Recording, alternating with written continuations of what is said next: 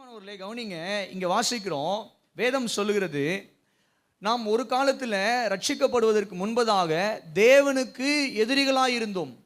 we were enemies of God. தேவனுக்கு பகைஞர்களாய் இருந்தோம். ஆனால் ரட்சிக்கப்பட்ட போதோ, இயேசுவானவரை சொந்த ரட்சகராக ஏற்றுக்கொண்ட பொழுதோ நாம் என்ன பண்ணப்பட்டிருக்கோம் அப்படின்னு சொல்லி கேட்டீங்கன்னா, தேவனுடைய சத்துருக்களாய் இருந்த நாம் தேவனுடைய பிள்ளைகளாய் மாறி இருக்கிறோம்.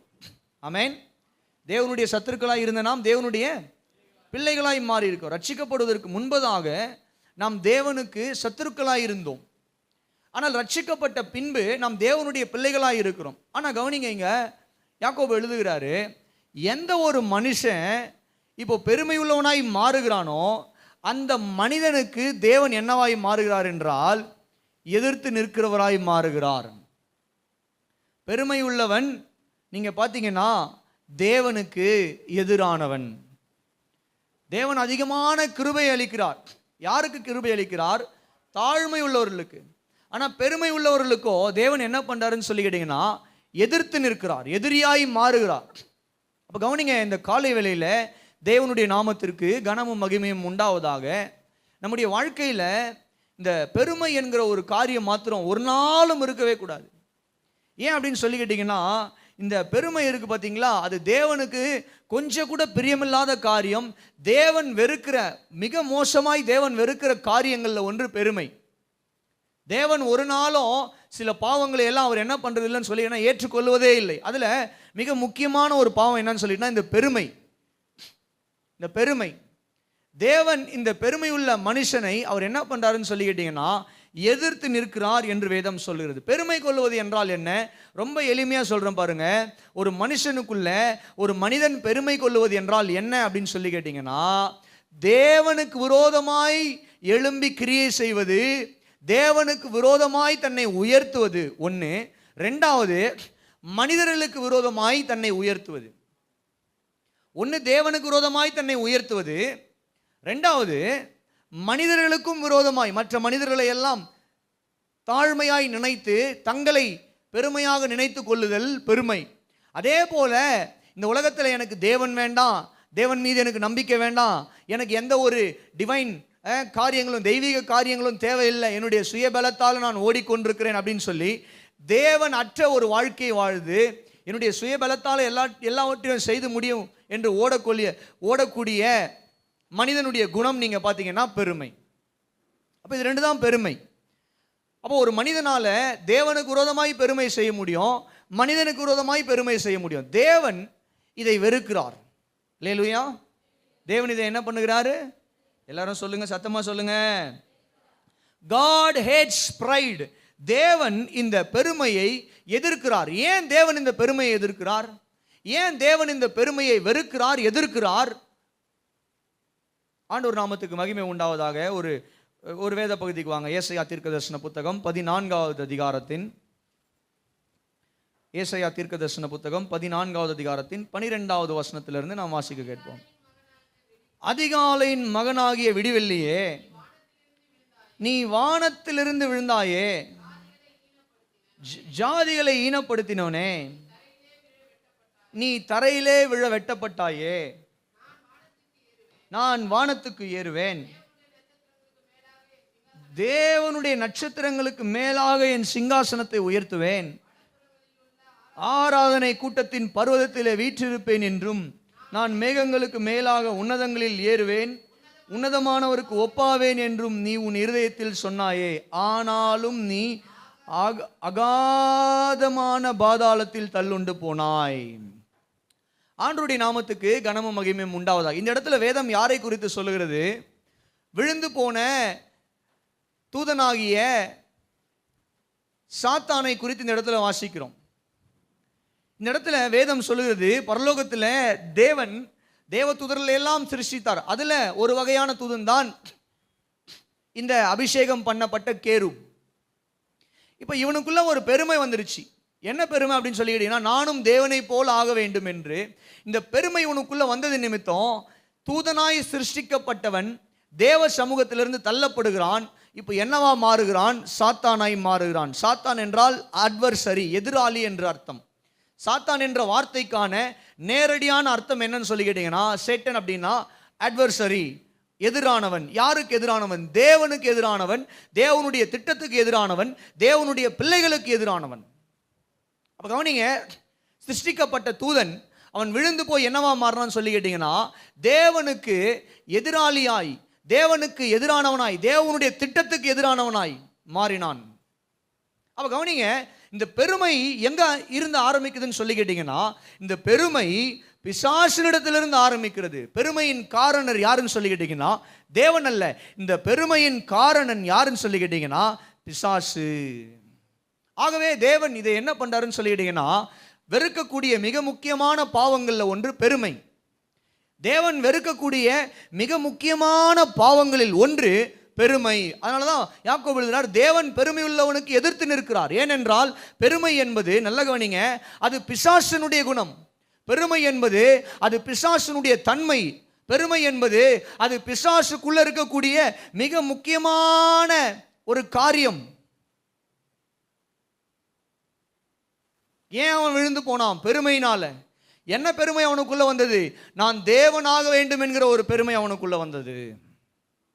ஆண்டவர் நாமத்திற்கு கனமும் மகிமையும் உண்டாவதாக. அப்ப கவனிங்க, அதனாலதான் யோவான் எழுதும்போது இன்னும் தெளிவாக எழுதுறார். 1 யோவான் 2வது அதிகாரத்தின் 16வது வசனத்தை நீங்கள் குறித்துக் கொள்வீர்களானால், 1 யோவான் 2வது அதிகாரத்தின் 16வது வசனம் இங்கே இப்படியா சொல்லுகிறது, ஏனெனில் மாம்சத்தின் இச்சையும் கண்களின் இச்சையும் ஜீவனத்தின் பெருமையும் உலகத்தில் உண்டானவைகள் எல்லாம், இவைகள் எல்லாம் கவனிங்க, ஜீவனத்தின் பெருமையாகிய உலகத்தில் உண்டானவைகள் எல்லாம் பிதாவினால் உண்டானவைகள் அல்ல, அவைகள் உலகத்தினால் உண்டானவைகள்.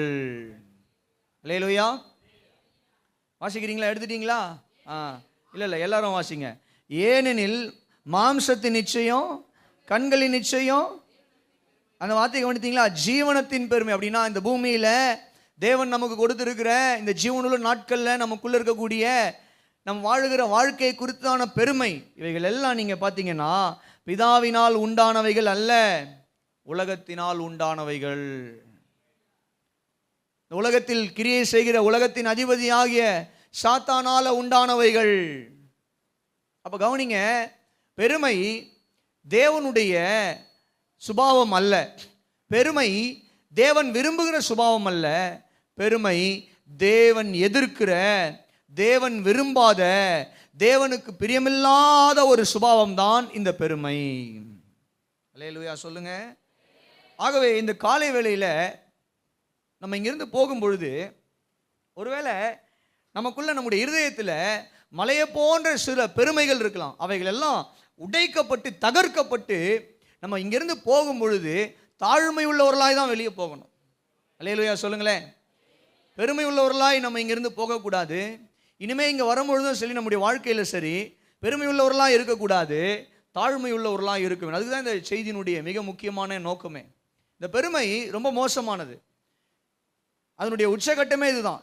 தேவன் பெருமை உள்ளவனை என்ன பண்றாருன்னு சொல்லி கேட்டீங்கன்னா எதிர்க்கிறார். இன்னும் ரொம்ப முக்கியமாக சொல்லணும்னு சொல்லி கேட்டீங்கன்னா இன்னும் ஒரு காரியத்தை, நீதிமொழிகள் 16வது அதிகாரத்தின் 18வது வசனத்தை நீங்கள் வாசித்து பார்ப்பீர்களானால், நீதிமொழிகள் 16:18 அங்க வாசித்து பார்க்கும் பொழுது, அழிவுக்கு முன்னானது அகந்தை, விழுதலுக்கு முன்னானது மனமேட்டிமை. இங்க வாசிக்கிறோம், ஒரு மனுஷனுக்குள்ள இருக்கிற அகந்தையும் ஒரு மனுஷனுக்குள்ள இருக்கிற மனமேட்டிமையும் அவனை என்ன செய்கிறது? அழிவுக்கும் வீழ்ச்சிக்கும் நேராய் நடத்துகிறது. ஆமென். கவனிக்கிறீங்களா? ஒரு மனுஷனுக்குள்ள இருக்கக்கூடிய அகந்தை, ஒரு மனுஷனுக்குள்ள இருக்கக்கூடிய மனமேட்டிமை அந்த மனிதனை என்ன பண்ணுன்னு சொல்லி கேட்டீங்கன்னா விழத்தள்ளும். அந்த மனிதனை, அந்த பெருமை, அந்த மனமேட்டிமை, அந்த அகந்தை என்ன பண்ணுன்னு சொல்லி கேட்டீங்கன்னா அந்த மனிதனை முற்றிலுமாய் ஒன்றுமில்லாதவனாய் அழித்து போடும். அப்போ எங்க பெருமை இருக்குதோ அங்க கட்டாயம் ஒரு நாள் வீழ்ச்சி இருக்குன்னு அர்த்தம். எங்க பெருமை இருக்கிறதோ அங்க கட்டாயம் ஒரு நாள் வீழ்ச்சி இருக்குன்னு அர்த்தம். எங்க பெருமை தலைவிரித்து ஆடுகிறதோ அங்க கட்டாயமாய் ஒரு நாள் வீழ்ச்சி இருக்கிறது.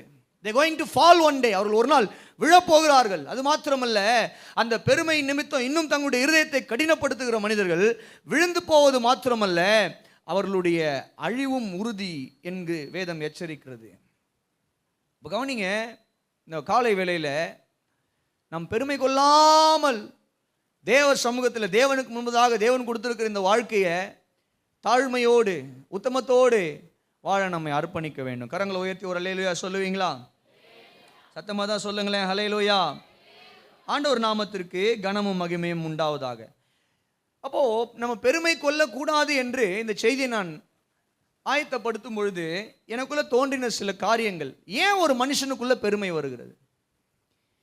ஏன் ஒரு மனுஷனுக்குள்ள பெருமை வருகிறது? ஏன் ஒரு மனுஷன் இந்த பூமியில பெருமை உள்ளவனாய், அகந்தை உள்ளவனாய், மனமேட்டிமை உள்ளவனாய் மாறுகிறான்? ஒரு 5 காரியங்களை வேதத்திலிருந்து தேவன் எனக்கு காண்பித்து கொடுத்தார். அந்த காரியங்களை இந்த காலை வேளையில் உங்களோடு கூட பகிர்ந்து கொள்ள விரும்புகிறேன். ஒருவேளை இந்த 5 காரியங்களில் ஏதாவது 1, 2, 3, 4, 5 நமக்குள்ளே இருக்குமானால் அவைகளை எல்லாம் நம்ம இந்த காலை வேளையில் நம்மை விட்டு அகற்றி விட்டு நம்முடைய பெருமையை தகர்த்து விட்டு தேவ சமூகத்தில் வெறுமையாய் தாழ்மையாய் நம்ம என்ன பண்ணணும்னு சொல்லிக்கிட்டீங்கன்னா நிற்கணும். அதுதான் நம்முடைய ஆசீர்வாதத்துக்கும் நம்முடைய உயர்வுக்கும் முதல் படியே தாழ்மை தான். தாழ்மை உள்ளவர்களுக்கு தேவன் எப்படிப்பட்ட கிருபை அளிக்கிறார்? அதிக கிருபை அளிக்கிறார். யாருக்கு கொடுக்கிறாரா சொல்லுங்க? தாழ்மை உள்ளவர்களுக்கு. பெருமை உள்ளவர்களுக்கு அப்படியே தேவன் ஆப்போசிட்டா மாறுகிறாரு, எதிர்த்து நிற்கிறவராய் மாறுகிறார். ஆண்டவர் நாமத்திற்கு கனமும் மகிமையும் உண்டாவதாக.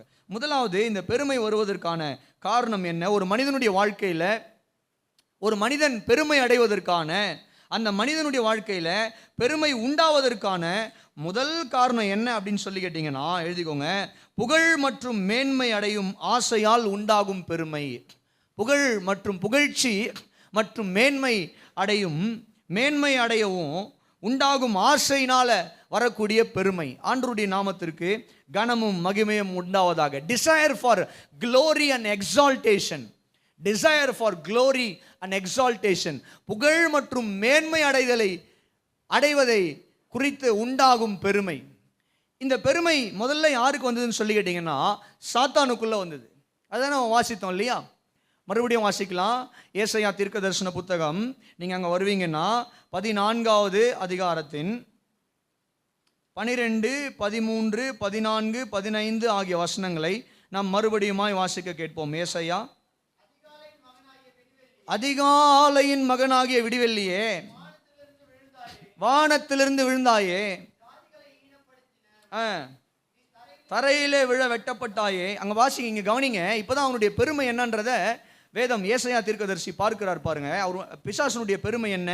நான் வானத்துக்கு ஏறுவேன், தேவனுடைய நட்சத்திரங்களுக்கு மேலாக என் சிங்காசனத்தை உயர்த்துவேன். நீங்க பாத்தீங்களா எப்படி சொல்றான் அவன்? நான் வானத்துக்கு ஏறுவேன் அப்படின்னா தேவனுடைய சமூகத்துக்கு நான் என்ன பண்ணுவேன்னு சொல்லி கேட்டேன்னா ஏறுவேன். I will ascend. தேவனுடைய சிங்காசனத்துக்கு நேராக, அதற்கு ஈடாக நான் ஏறுவேன். ஏறுறது மாத்திரமல்ல, என்ன சொல்றான்? தேவனுடைய நட்சத்திரங்களுக்கு மேலாக என் சிங்காசனத்தை உயர்த்துவேன். அப்படின்னா என்ன அர்த்தம்? தேவனுக்கும் மேலானவனாய் நான் என்ன பண்ண போறேன்? மாறப்போகிறேன். இவனுக்குள்ள வந்த பெருமை என்னங்க? இவனுக்குள்ள வந்த ஆசை என்ன? இவன் தேவனால சிருஷ்டிக்கப்பட்ட ஒரு தேவ தூதன். வேதம் சொல்லுகிறது, இதே வேத பகுதியை இன்னொரு ரெஃபரன்ஸோட நம்ம எசேக்கியேல் தீர்க்கதரிசன புத்தகத்தில் படிக்கும் பொழுது எசேக்கியேல் 28வது அதிகாரத்துக்கு வருவீர்களானால் எசேக்கியேல் 28வது அதிகாரத்தின் 13வது வசனத்தை நாம் வாசிக்க கேட்போம்.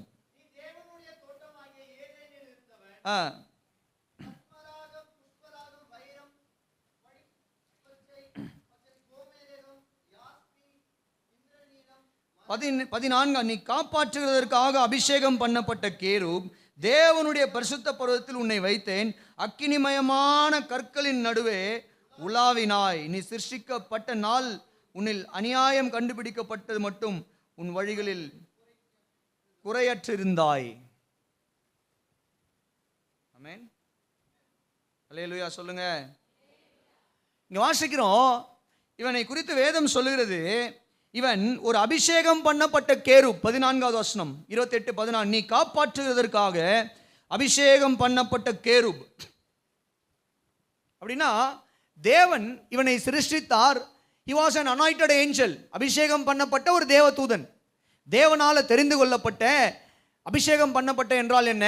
தேவனால ஒரு சில வேலைகள் ஒதுக்கி கொடுக்கப்பட்ட ஒரு கேரூப், ஒரு தேவ தூதனாய் இவன் இருந்தான். நடந்தது என்ன? ஏசாயா இதை விவரிக்கிறார். ஒரு நாள் இவனுக்குள்ள ஒரு ஆசை வந்தது, ஒரு மனமேட்டிமை வந்தது. நான் வானத்துக்கு ஏறுவேன், தேவனுடைய பர்வதம் இருக்கிற இடத்திற்கு நேராக நான் ஏறுவேன். ஏறுவது மாத்திரமல்ல, அவன் சொல்லுகிறான், இப்ப என்ன சொல்றான், அவருடைய நட்சத்திரங்களுக்கு மேலாக என்னுடைய சிங்காசனத்தை நான் உயர்த்துவேன். அப்படின்னா என்ன அர்த்தம்? இவனுக்குள்ள என்ன ஆசை வந்துருச்சு, தான் தேவனாகணும். இப்போ இருக்கக்கூடிய சர்வ வல்லமையுள்ள தேவன் பிதா, குமாரன், பரிசுத்தாவி என்கிற சர்வ வல்ல தேவனுக்கும் மேலானவனாய் இவன் மாற வேண்டும் என்கிற ஒரு ஆசை இவனுக்குள்ள வந்தது. பரலோகத்தில் நடக்கிற ஆராதனையை பார்க்குறாங்க, கவனிக்கிறீங்களா? பரலோகத்தில் நடக்கிற ஆராதனையை பார்க்குறான். தேவ தூதர்கள் எல்லாம் தேவனை ஆராதிக்கிறாங்க, தேவ தூதர்கள் எல்லாம் தேவனுக்கு பணிவிடை செய்கிறாங்க, தேவ தூதர்கள் எல்லாம் தேவனுடைய சத்தத்துக்கு கீழ்ப்படுகிறார்கள்.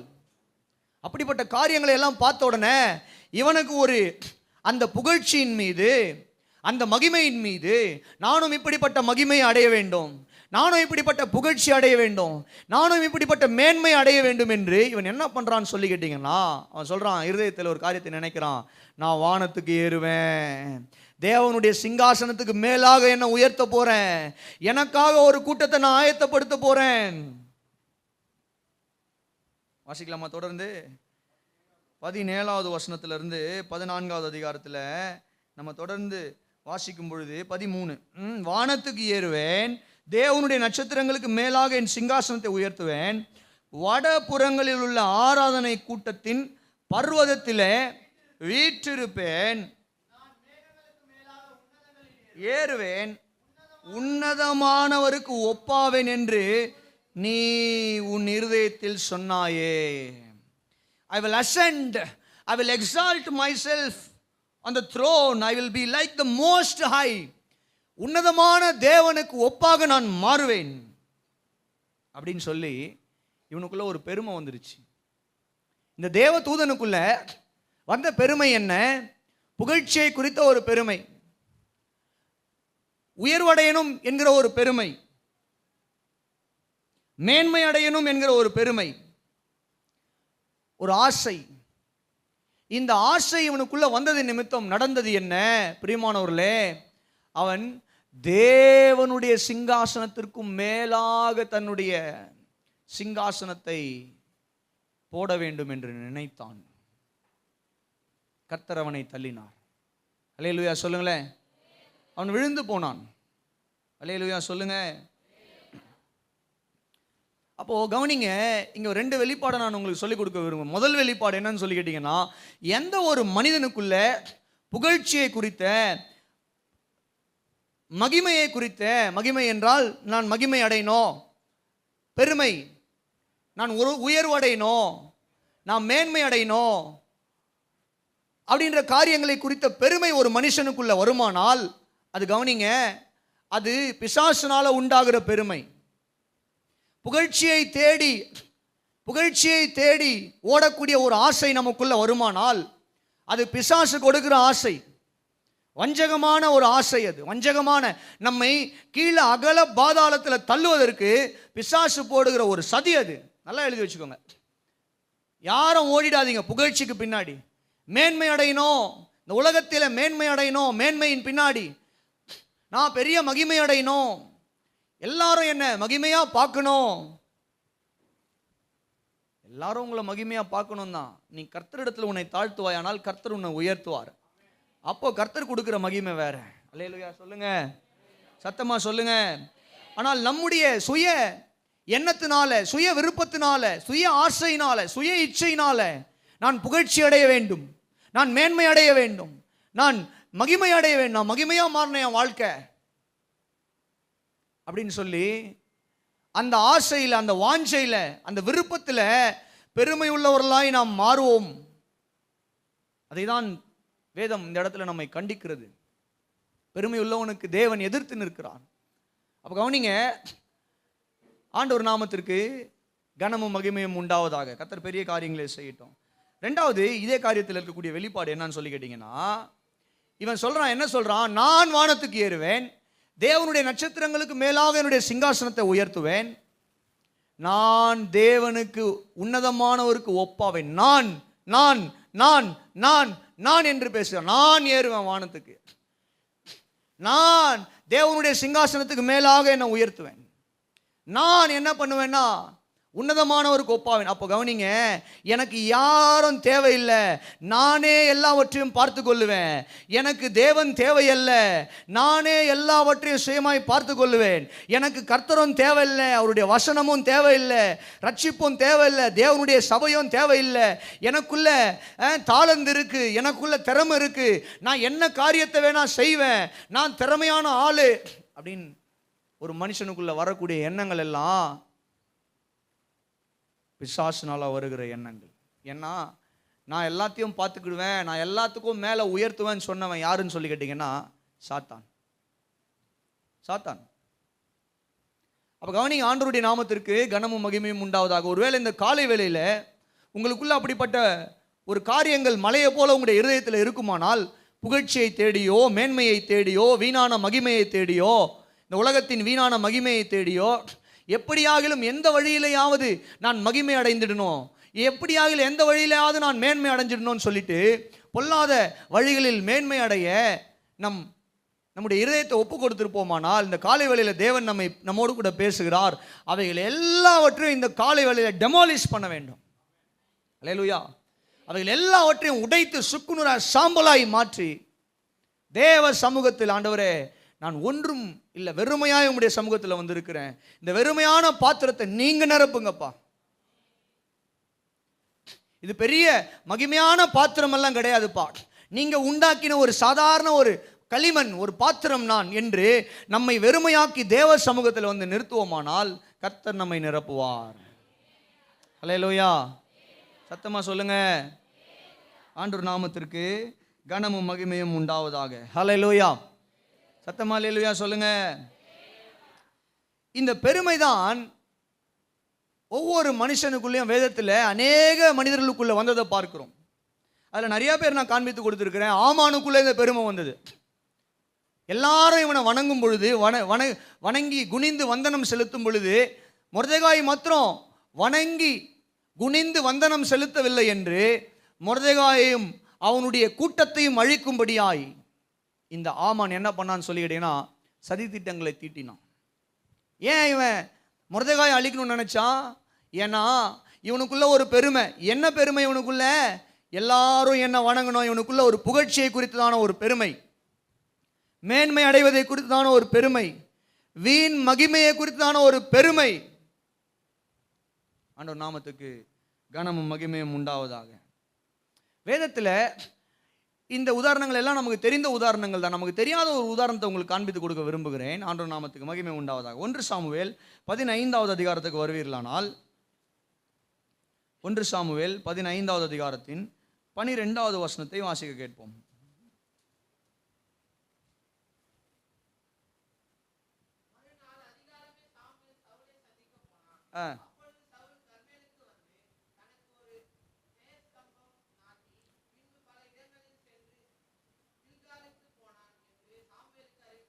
கவனிங்க, மறுநாள் அதிகாலமே சாமுவேல் சவுலை சந்திக்க போனான்.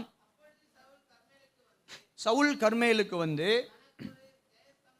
தனக்கு ஒரு ஜெயஸ்தம்பம் நாட்டி பின்பு பல இடங்களில் சென்று கில்காலுக்கு போனான் என்று சாமுவேலுக்கு அறிவிக்கப்பட்டது. நடக்கிற ஒரு விஷயத்தை சொல்றேன், கவனிங்க. தேவன் சவுலை அமலேக்கியரோடு கூட யுத்தத்துக்கு அனுப்புகிறார். இந்த அமலேக்கியரோடு கூட யுத்தம் முடிந்தது. யுத்தம் முடிந்து விட்டு இந்த சவுல் தன்னுடைய தேசத்துக்கு திரும்புகிறான். தன்னுடைய ஸ்தலத்துக்கு திரும்பும் பொழுது நல்ல கவனிங்க, தேவனுடைய சொன்ன வார்த்தையின்படியாய் சவுல் நடக்கவில்லை.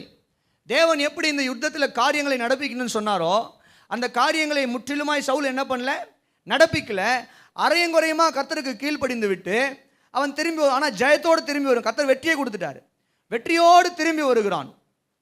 வந்து என்ன பண்ணுறான்னு சொல்லி கேட்டிங்கன்னா, அங்கே வாசிக்கிறோம், அதிகாலையில் இவனுடைய வருகையை கேள்விப்பட்டு சாமுவேல் எழுந்து சவுலை சந்திக்க புறப்படுகிறான். ஆனால் சவுல் என்ன பண்ணுறான் அப்படின்னு சொல்லி கேட்டிங்கன்னா, கர்மேலுக்கு வந்து அங்கே தனக்கு ஒரு ஜெயஸ்தம்பம் நாட்டி, எதை நாட்டி? எல்லாரும் சொல்லுங்க. ஒரு மோன்மெண்ட் அப்படின்னா என்ன தெரியுங்களா? ஒரு அடையாள அல்லது நினைவு சின்னம் ஒன்றை என்ன பண்றான்னு சொல்லி கேட்டீங்கன்னா ஏற்படுத்துகிறான். ஒரு நினைவு சின்னத்தை ஏற்படுத்துகிறான். அந்த இடத்துல ஒரு மோன்மெண்ட் ரெடி பண்றான். ஜெயஸ்தம்பம், ஒரு பெரிய பில்லர் மாதிரி ஏதோ ஒரு காரியத்தை ரெடி பண்றான்னு வச்சுக்கோங்களேன். ரெடி பண்ணி என்ன சொல்றான் அப்படின்னு சொல்லி கேட்டீங்கன்னா, அவனுடைய வெற்றியை பிரதிபலிக்கும்படியாக சவுல் யாரு, சவுல் எப்படிப்பட்ட ஒரு வீரன், சவுல் எப்படிப்பட்ட ஒரு பராக்கிரமசாலி பார்த்தீர்களா, நான் என்ன பண்ணியிருக்கேன் அப்படின்னு சொல்லி கேட்டா, அமலேக்கியர்களை முறியடித்து விட்டு வந்திருக்கிறேன். அதற்கு அடையாளமாக இந்த சந்ததி மாத்திரமல்ல, அடுத்து அதுக்கு பின்பதாக வரப்போகிற சந்ததிகள் எல்லாம் என்னுடைய மகிமையை பார்க்கும்படியாக நான் எனக்கு ஒரு ஜெயஸ்தம்பத்தை என்ன பண்ண போறேன், நாட்ட போகிறேன்னு சொல்லி ஜெயஸ்தம்பத்தை நாட்டி, அந்த வசனத்தை கவனிச்சு படிக்கணும். ஜெயஸ்தம்பம் நாட்டி, கவனிங்க, பின்பு பல இடங்களில் சென்று கில்காலுக்கு போனான் என்று சாமுவேலுக்கு அறிவிக்கப்பட்டது.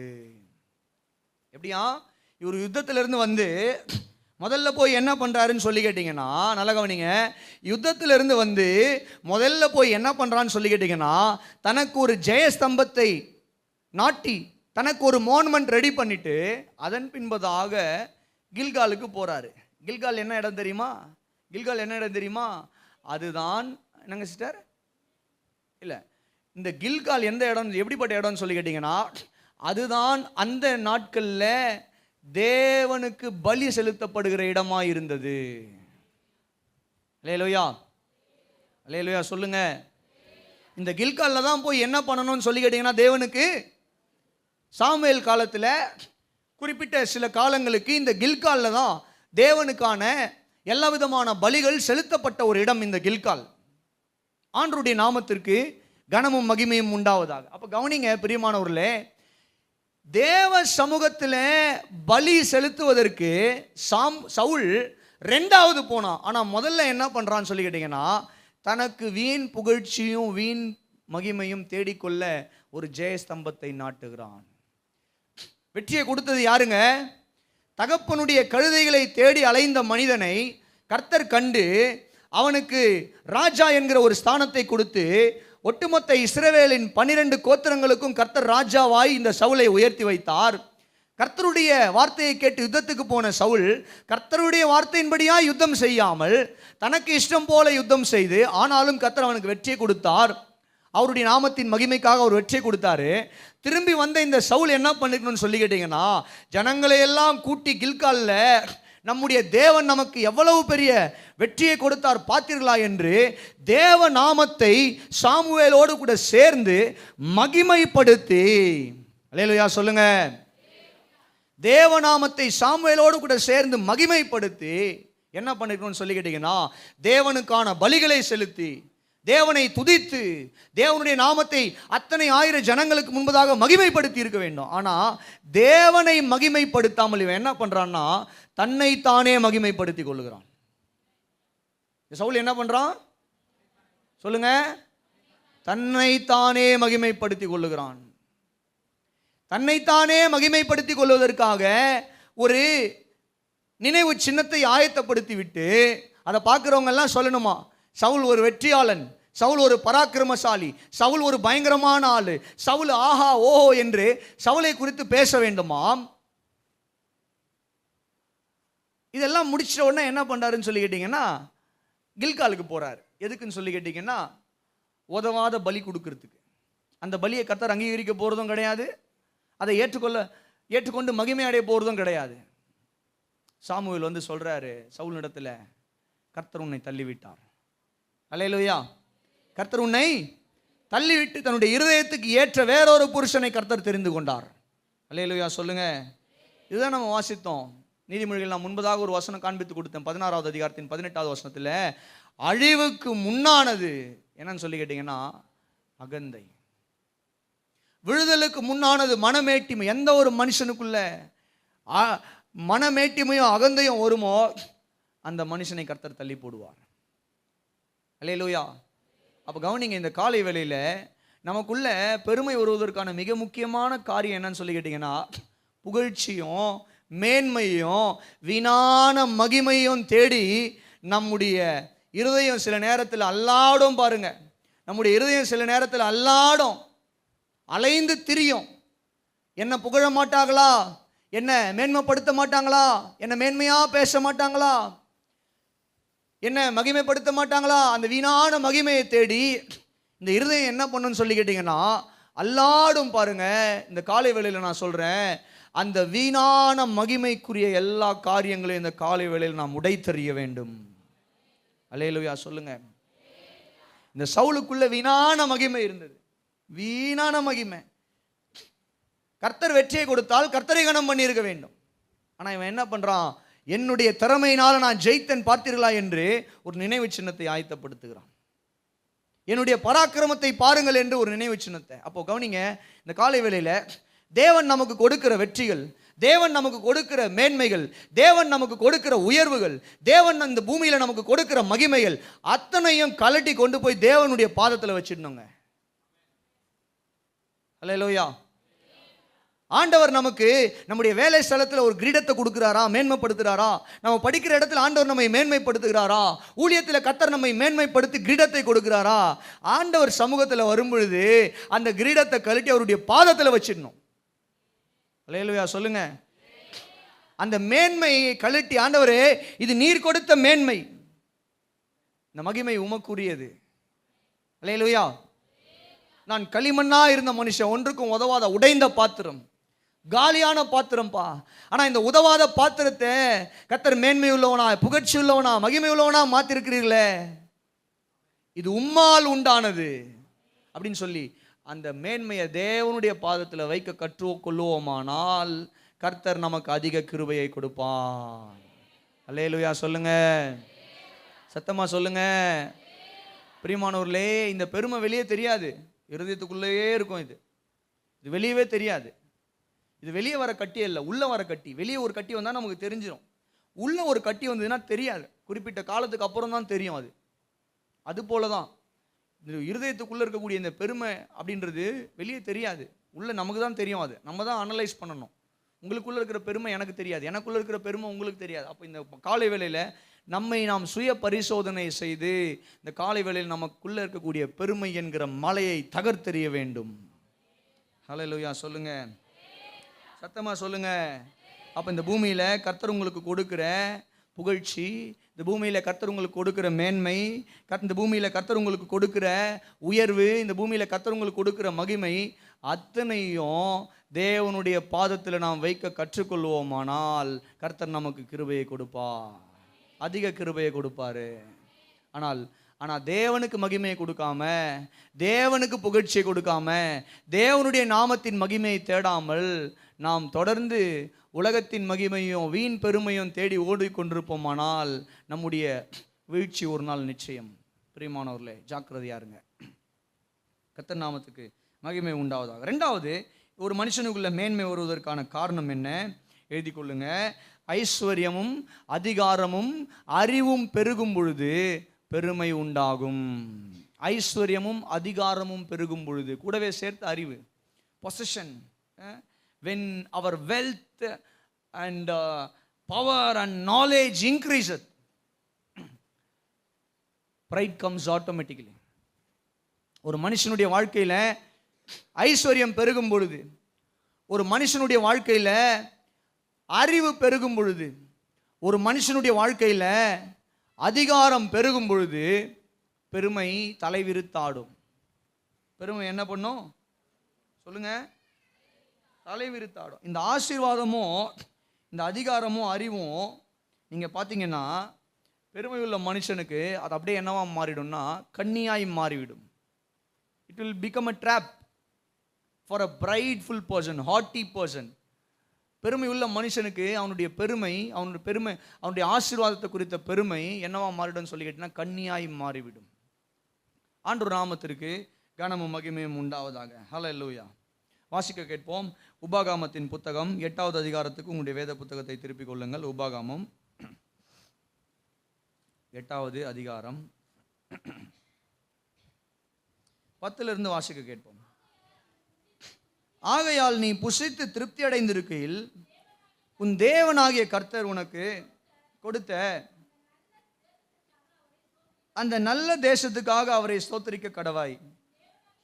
உன்னுடைய தேவனாகிய கர்த்தரை மறவாதபடிக்கு இன்று நான் உனக்கு விதிக்கிற அவருடைய கற்பனைகள் நியாயங்களையும் கட்டளைகளையும் கை கொள்ளாமற் போகாதபடிக்கு எச்சரிக்கையாயிரு. நீ புசித்து திருப்தியாகி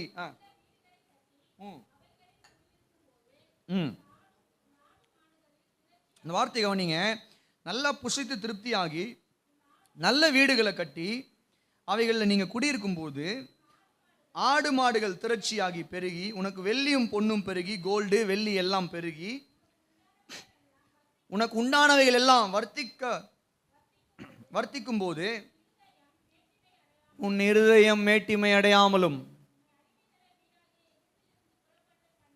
உன்னை அடிமைத்தன வீடாகிய எகிப்திலிருந்து புறப்பட பண்ணினவரும்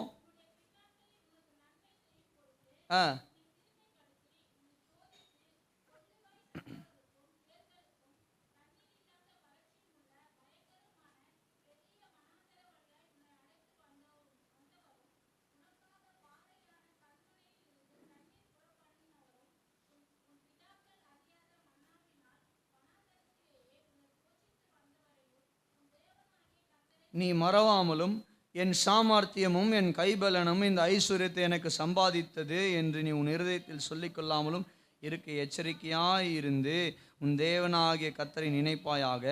அவரே உன் பிதாக்களுக்கு ஆணையிட்டு கொடுத்த தம்முடைய உடன்படிக்கையை உறுதிப்படுத்தும்படி இந்நாளில் உனக்கு உண்டாயிருக்கிறது போல ஐஸ்வர்யத்தை சம்பாதிக்கிறதற்கான பலனை உனக்கு கொடுக்கிறவர். ஹல்லேலூயா, ஹல்லேலூயா, ஹல்லேலூயா. சத்தமா சொல்லுங்க. இங்க ஆண்டவர் இஸ்ரவேல் ஜனங்களை மோசையின் மூலமாக எச்சரிக்கிறார். என்ன எச்சரிக்கிறாரு கவனிக்கிறீங்களா? என்ன எச்சரிக்கிறாரு? நீ போகிற கானான் தேசம் ஒரு செழிப்பான தேசம். இந்த 8வது அதிகாரத்தில் கர்த்தர் என்ன சொல்ல வர்றாருன்னா, அந்த தேசம் எப்படிப்பட்ட தேசம் என்பதை கர்த்தர் அவர்களுக்கு வெளிப்படுத்தி கொடுக்கிறார். அது எப்படிப்பட்ட விளைச்சல் உள்ள தேசம். நீங்க 1வது வசனத்திலிருந்து 9வது வசனம் வரைக்கும் வீட்டில் நேரம் இருக்கும்போது படித்து பார்ப்பீர்களானால் அது எப்படிப்பட்ட ஆசீர்வதிக்கப்பட்ட செழிப்பான விளைச்சலை கொடுக்கிற ஒரு தேசம் என்கிறதை அந்த 9 அதிகாரத்தில் தேவன் விவரித்து காண்பித்திருப்பார். அந்த தேசத்தில் உனக்கு கிடைக்கக்கூடிய பயிர்கள் எப்படிப்பட்டதாக இருக்கும், உன்னுடைய விளைச்சல் எப்படிப்பட்டதாக இருக்கும், இப்பொழுது அந்த தேசத்தில் விளைச்சல் எப்படிப்பட்ட ஒரு ஆசீர்வாதமான ஒரு விளைச்சலாக இருக்கிறது என்பதையெல்லாம் தேவன் அந்த ஜனங்களுக்கு சொல்லிக் கொடுத்து அதன் பின்பதாக சொல்றாரு, இப்படிப்பட்ட தேசத்துக்குள்ள நீ போய் பிரவேசித்து ஒரு நல்ல வீட்டை நான் உனக்கு கொடுத்துட்ட பின்பு உன்னுடைய ஆடு மாடுகள் எல்லாம் திரளான பின்பு வெள்ளியையும் பொன்னையும் உன்னுடைய வீட்டில் நீ அதிகரித்து கொண்ட பின்பு உனக்கு உண்டான எல்லாவற்றிலும் நீ பெருக்கம் அடைந்த பின்பு, நல்லா கவனிங்க, உன்னுடைய இருதயத்தில் மேட்டிமை அடைந்து என்னுடைய சாமர்த்தியத்தினால நான் இவைகளை எல்லாம் சம்பாதித்தேன் என்று இருதயத்தில் பெருமை கொள்ளாதபடிக்கு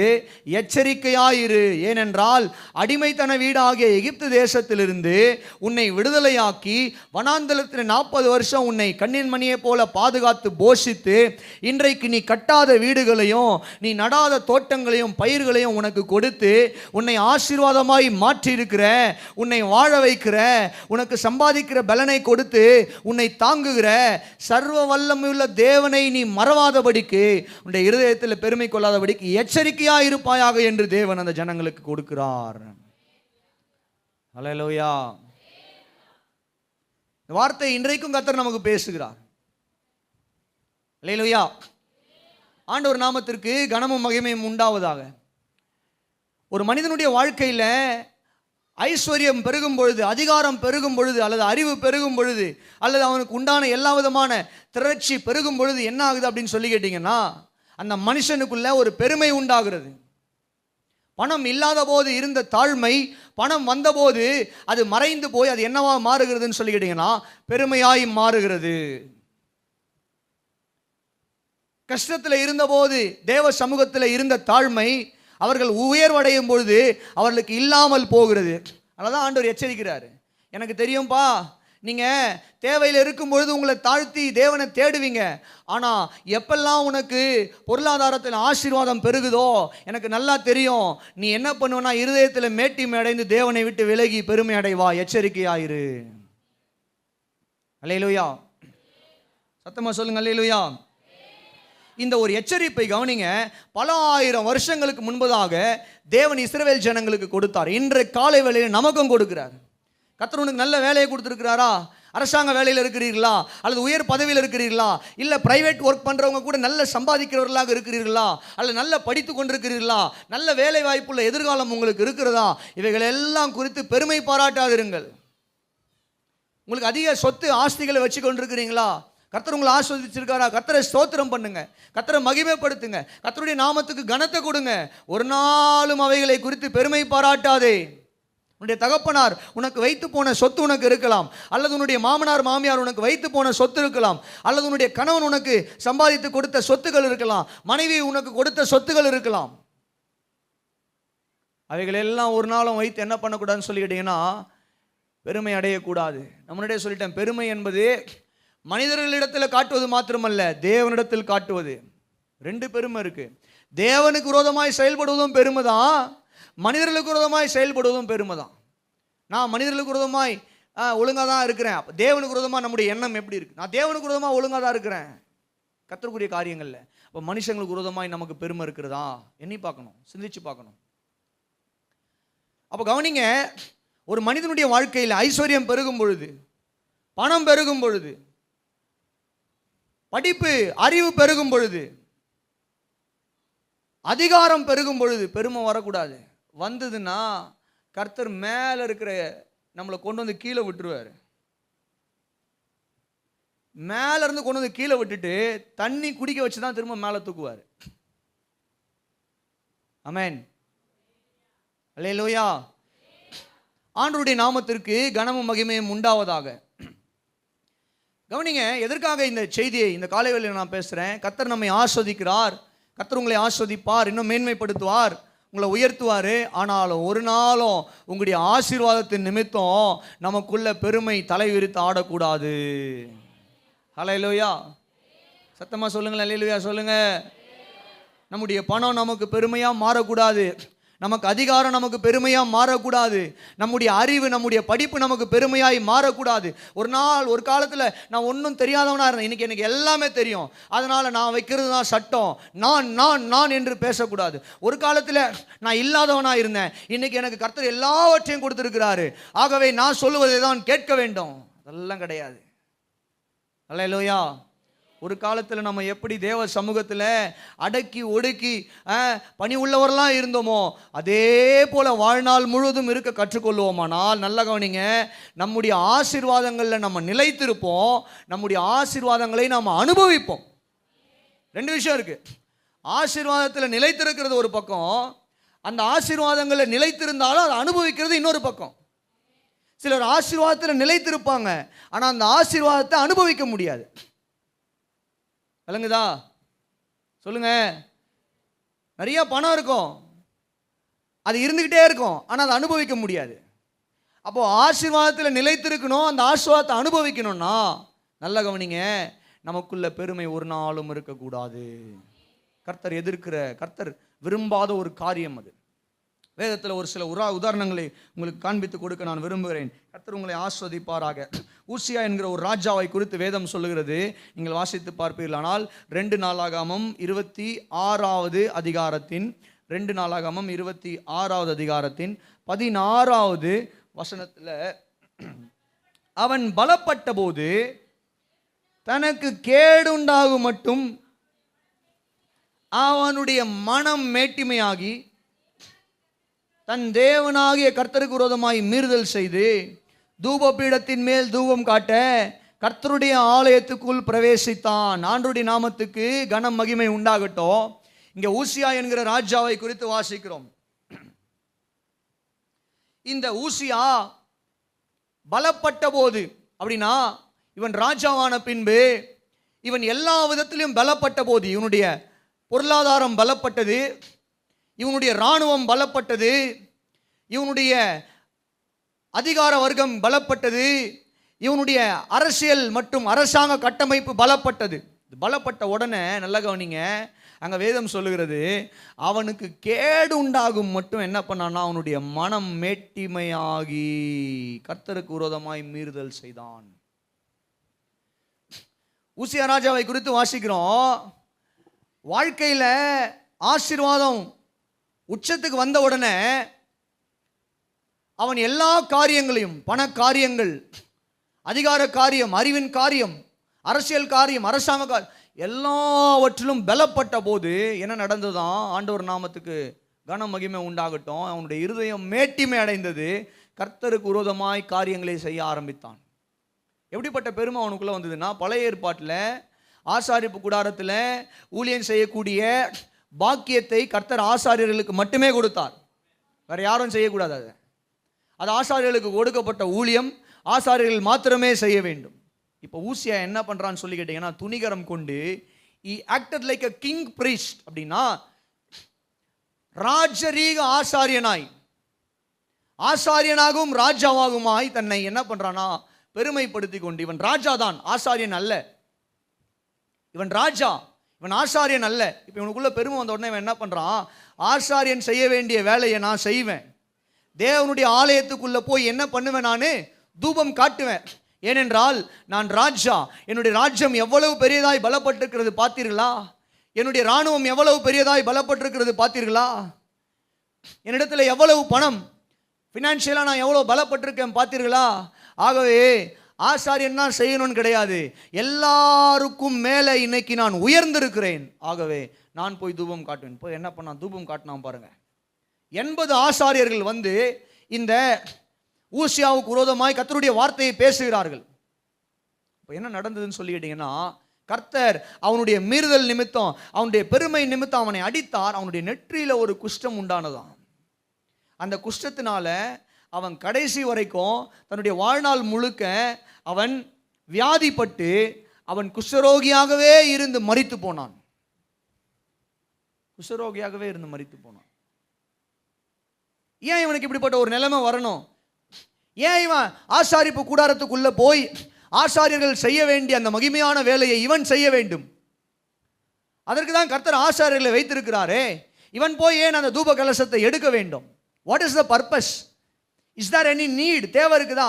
ஆசாரியர்கள் இருக்கிறாங்க, தூப கலசம் இருக்குது, எல்லாமே ஆயத்தமாக இருக்கும் பொழுது அவர்களை கூப்பிட்டு தேவனுக்கு பலி செலுத்த, தேவனுக்கு தூபம் காட்ட அவர்களை அனுப்பி இருக்கலாமே. அதை செய்யாமல் ஏன் இவன் உள்ள போனோம்?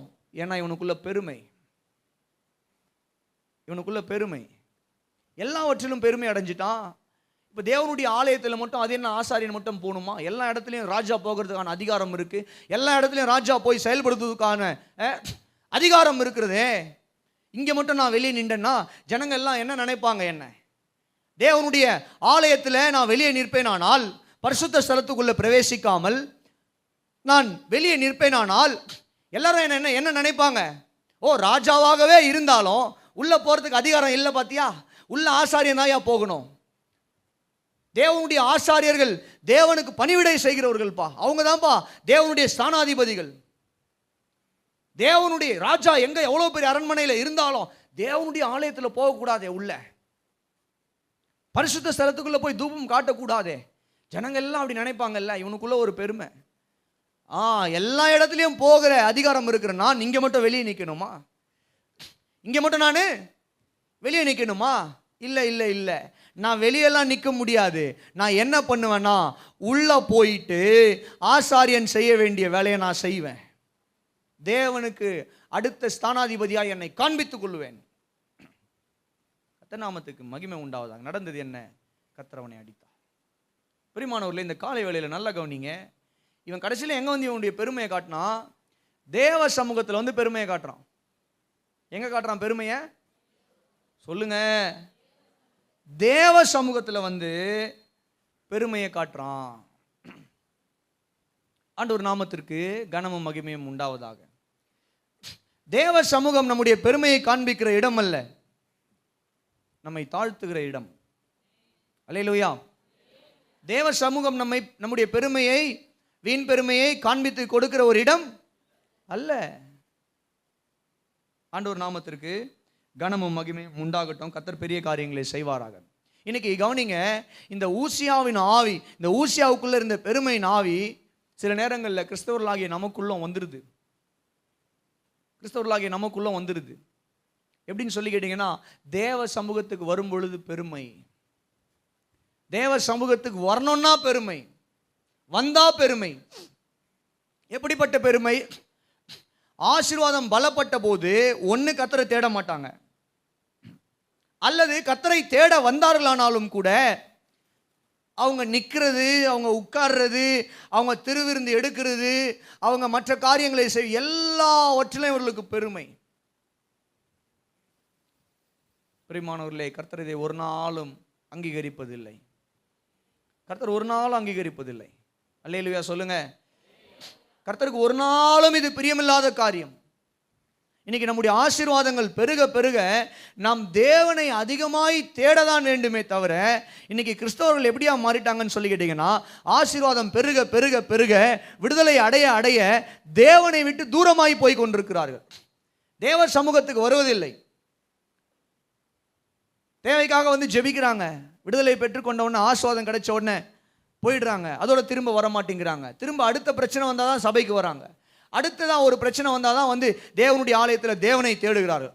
கொஞ்சம் ஜெபம் பண்ணி நல்லா வண்டி ஓட ஆரம்பித்த உடனே அது பாட்டுக்கிட்டு ஓடிக்கிட்டே இருக்கிறது உலகத்தின் பின்பதாக.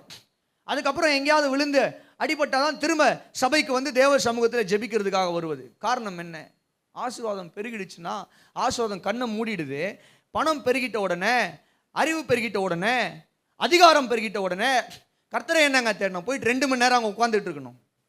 போயிட்டு அங்கே 2 மணி நேரம் உட்காந்துட்டு இருக்கணும். அந்த 2 மணி நேரத்தில் நான் வேற வேலைக்கு போனால் எனக்கு பணம் கிடைக்கும். அந்த 2 மணி நேரத்தில் நான் போய் என் சொந்தக்காரனை பார்ப்பேன், செய்ய வேண்டிய காரியங்கள் எல்லாம் இருக்குது, வாங்க வேண்டிய காரியங்கள் எல்லாம் இருக்குது அப்படின்னு சொல்லி பணம் அதிகமாயிட்டதுனால ஓடக்கூடிய ஜனங்கள் இன்னைக்கு இருக்கிறாங்க.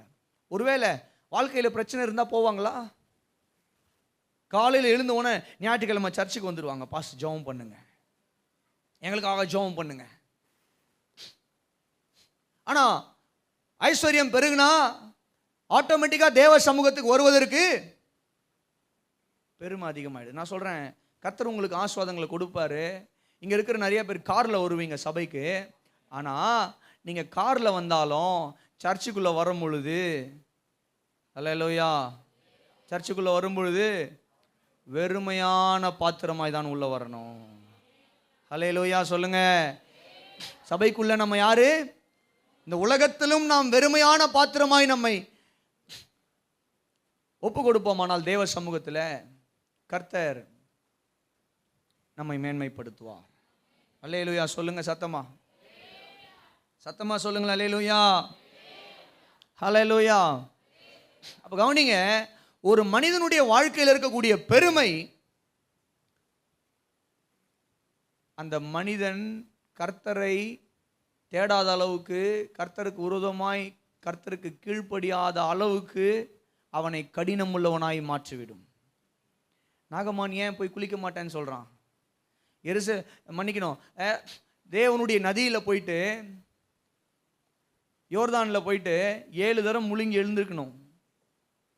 நாகமான் எழுந்துக்க மாட்டேங்கிறான், அடம் பிடிக்கிறான், பிடிவாதம் பிடிக்கிறான். ஏன் பிடிவாதம் பிடிக்கிறான்? அவனுக்குள்ள பெருமை. நான் ஒரு சீரிய தேசத்தினுடைய படை தளபதி, ராஜாவுனுடைய படை தளபதி. எலிசா வெளியே கூட வந்து என்னை பார்க்கல. எலிசா நீங்கள் பார்த்தீங்கன்னா ஹைலைட் என்ன கவனிங்க, நாகமான் முதல்ல போய் நின்று தன்னுடைய வேலையாளை அனுப்பின போது, பக்கத்து நாட்டு ஒரு பெரிய தளபதி வந்திருக்கிறாருன்னு சொல்லி அவருக்காக போய் ஜெபம் பண்ணா நிறைய காணிக்க கொடுப்பாருன்னு சொல்லி எலிசா அப்படியே என்ன பண்ணலன்னா ஓடி வந்து, வாங்க நாகமான் வாங்கன்னு சொல்லி வீட்டில் கூப்பிட்டு போய் உட்கார வச்சு அவருக்கு எல்லா அப்பமும் ரசமும் கொடுத்து எல்லா பணிவிடையும் செஞ்சு ஜெபம் பண்ணி சுகம் கொடுத்து அனுப்பல. இப்படிதான் நினைச்சு நாகமான் வந்தான். இப்படிதான் நினைச்சு வந்தான் நாகமான். நான் போகிறேன், நான் யாரு? சீரியா தேசத்தினுடைய பெரிய படை தளபதி. அன்னைக்கு சீரியர்கள் வந்து பயங்கர பவர்ஃபுல்லா இருந்தாங்க. they were a powerful nation. they vandalized many countries. அநேக தேசங்களை அவர்கள் என்ன பண்ணாங்க? சூறையாடினார்கள். அநேக தேசங்களை சூறையாடினார்கள். நடந்தது என்ன? இந்த சீரியாவுடைய படை தளபதி நாகமான் இந்த எண்ணத்தோட தான் வரான். நான் போனா எலிசா வந்து என்னை உள்ள கூட்டு போய் உட்கார வச்சு எனக்கு ஏதாவது சாப்பிட கொடுத்து என் கை மேல, அவர் என் தலை மேல கையை வச்சு சுகம் கொடுக்கணும். எலிசா வரல. எலிசாவுக்கு தெரியும் இவன் பெருமை பிடிச்சவன். வெளியே வரவே இல்லை எலிசா வெளியவே வரல. உள்ளவே உட்காந்து கேயாசின் இடத்துல சொல்லி அனுப்புறாரு, போய் 7 தடவை யோர்தான்ல முழுங்க சொல்லு, சுகமாயிடும், அப்படியே போக சொல்ல அவனை. நாகமானுக்கு இதை கேட்டவொன்னா இன்னும் உச்சத்துக்கு ஏறிடுச்சு. ஒரு சீரிய தேசத்தினுடைய படைத்தளபதி நான் வந்து கேட்கும் பொழுது, குறைந்தபட்சம் இந்த எலிசா என்னை உள்ள அழைக்கலனாலும் வெளியே வந்தாவது என்னை பார்த்து ஒரு வார்த்தையை சொல்லி என்னை தொட்டு குணமாக்கி இருக்கலாமே. நான் போய் எங்க ஊர்ல இல்லாத நதியா இந்த நதியில நான் ஸ்நானம் பண்ணுவதற்கு முடியாதுன்னு பெருமையா போனான். நடந்தது என்ன? ஒரு வேலைக்காரனை கொண்டு கர்த்தர் நாகமானுடைய கண்களை திறந்தார். அல்லேலூயா. பெருமையா போன நாகமான் திரும்பி வந்ததுனால பொழைச்சான். அவன் அப்படியே போயிருந்தான்னா குஷ்டரோகியா தான் செத்து போயிருக்கணும். ஆண்டவர் நாமத்திற்கு கனமும் மகிமையும் உண்டாவதா. பிரியமானவர்களே, எதுக்கு நான் இந்த காரியத்தை நான் பேசுறேன்? நம்மை இந்த காலை வேளையில் எனக்கும் சேர்த்து தான் இந்த வார்த்தைகள். என்ன காரியம்? கர்த்தர் நமக்கு செல்வத்தை கொடுக்கும் பொழுது, பணத்தை கொடுக்கும், வருமானத்தை கொடுக்கும்போது, வருஷம் வருஷம் உங்களுடைய வருமானம் பெருகும் பொழுது, உங்களுடைய அறிவு பெருகும் பொழுது, உங்களுடைய அதிகாரம் பெருகும் பொழுது, தேவ சமூகத்தில் உங்களை நீங்கள் தாழ்த்த வேண்டும். ஆமென். தேவ சமூகத்தில் உங்களை நீங்கள் தாழ்த்த வேண்டும்.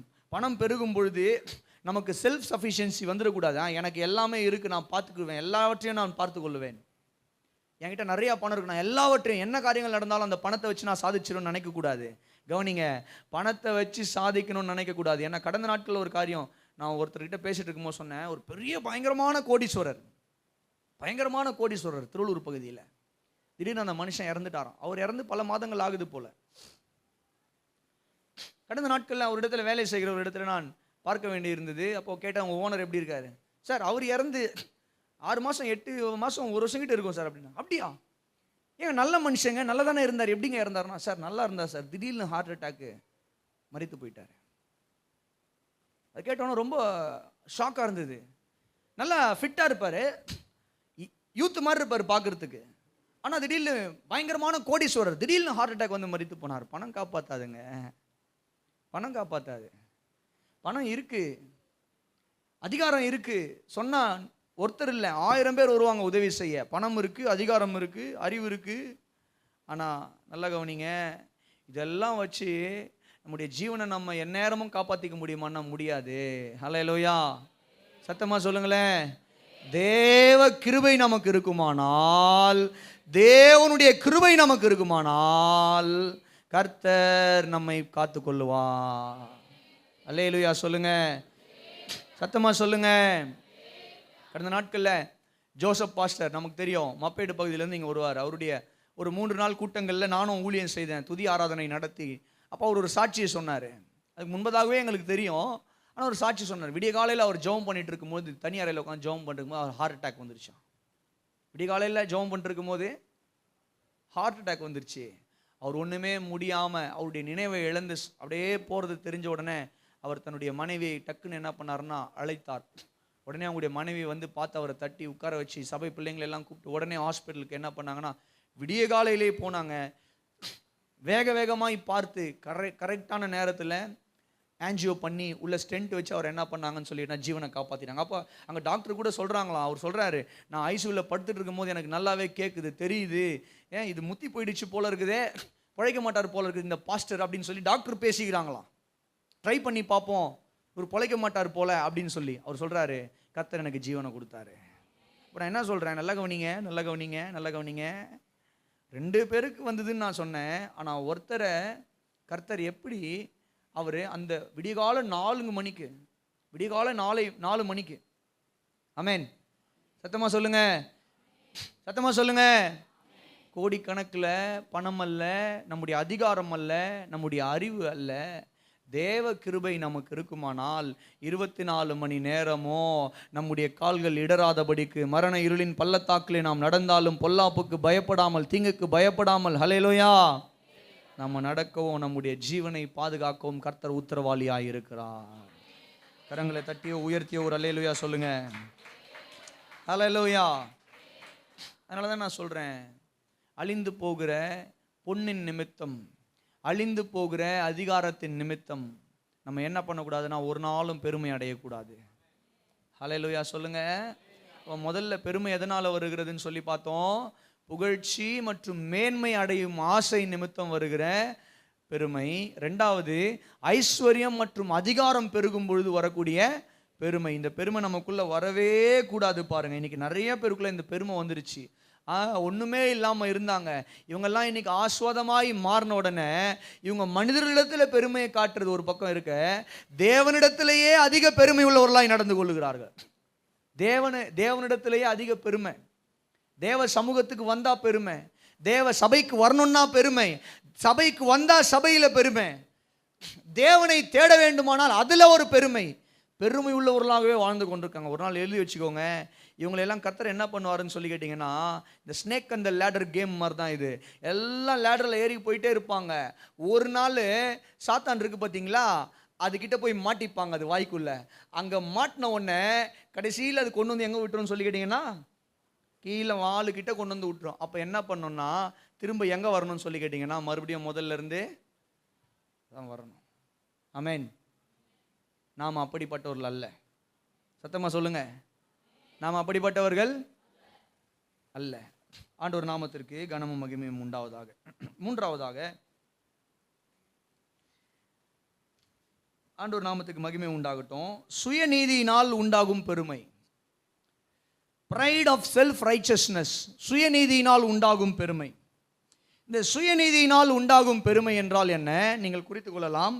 வாசிங்க, குறித்து கொள்ளுங்க. முதல்ல லூக்கா 18வது அதிகாரத்தின் 10வது வசனத்திலிருந்து 14வது வசனம் வரைக்கும் குறித்து கொள்ளுங்கள். வாசிக்கிறவர்கள் லூக்கா 18:10 14 வாசிக்க கேட்போம். 2 மனுஷர் ஜெபம் பண்ணும்படி எடுத்துட்டீங்களா? லூக்கா எடுத்துட்டீங்களா? 18 110 புதிய ஏற்பாட்டில் பக்கம் வாசிப்பா. ஒருவன் பரிசேயன், மற்றவன் ஆயக்காரன்.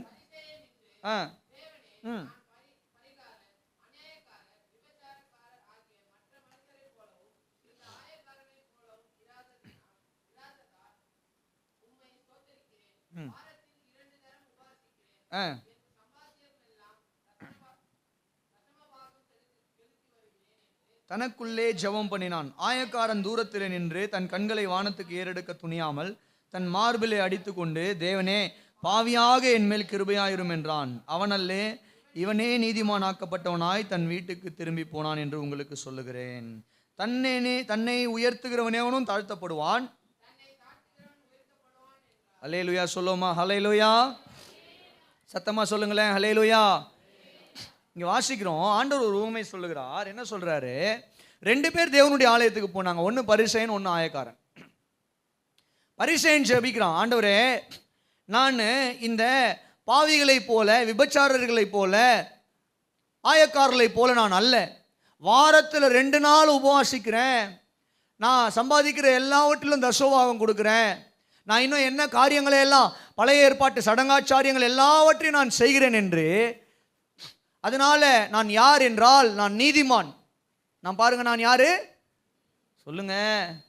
நீதிமான் என்று தன்னை தேவ சமூகத்தில் எப்படி காட்டுறான்னு சொல்லி கேட்டீங்கன்னா, பெருமையாய் காட்டுகிறான். நான் கேட்குறேன், வாரத்தில் 2 நாள் ஜெபம் பண்றது பெருமையா? சொல்லுங்க. வாரத்தில் 2 நாள் ஜெபிக்கிறது பெருமையா? இப்போ ஸ்கூல் படிக்கிற பிள்ளைங்க, என் பிள்ளை ஸ்கூலுக்கு ரெகுலராக போகிறாங்க, அது பெருமையா? சொல்லுங்க.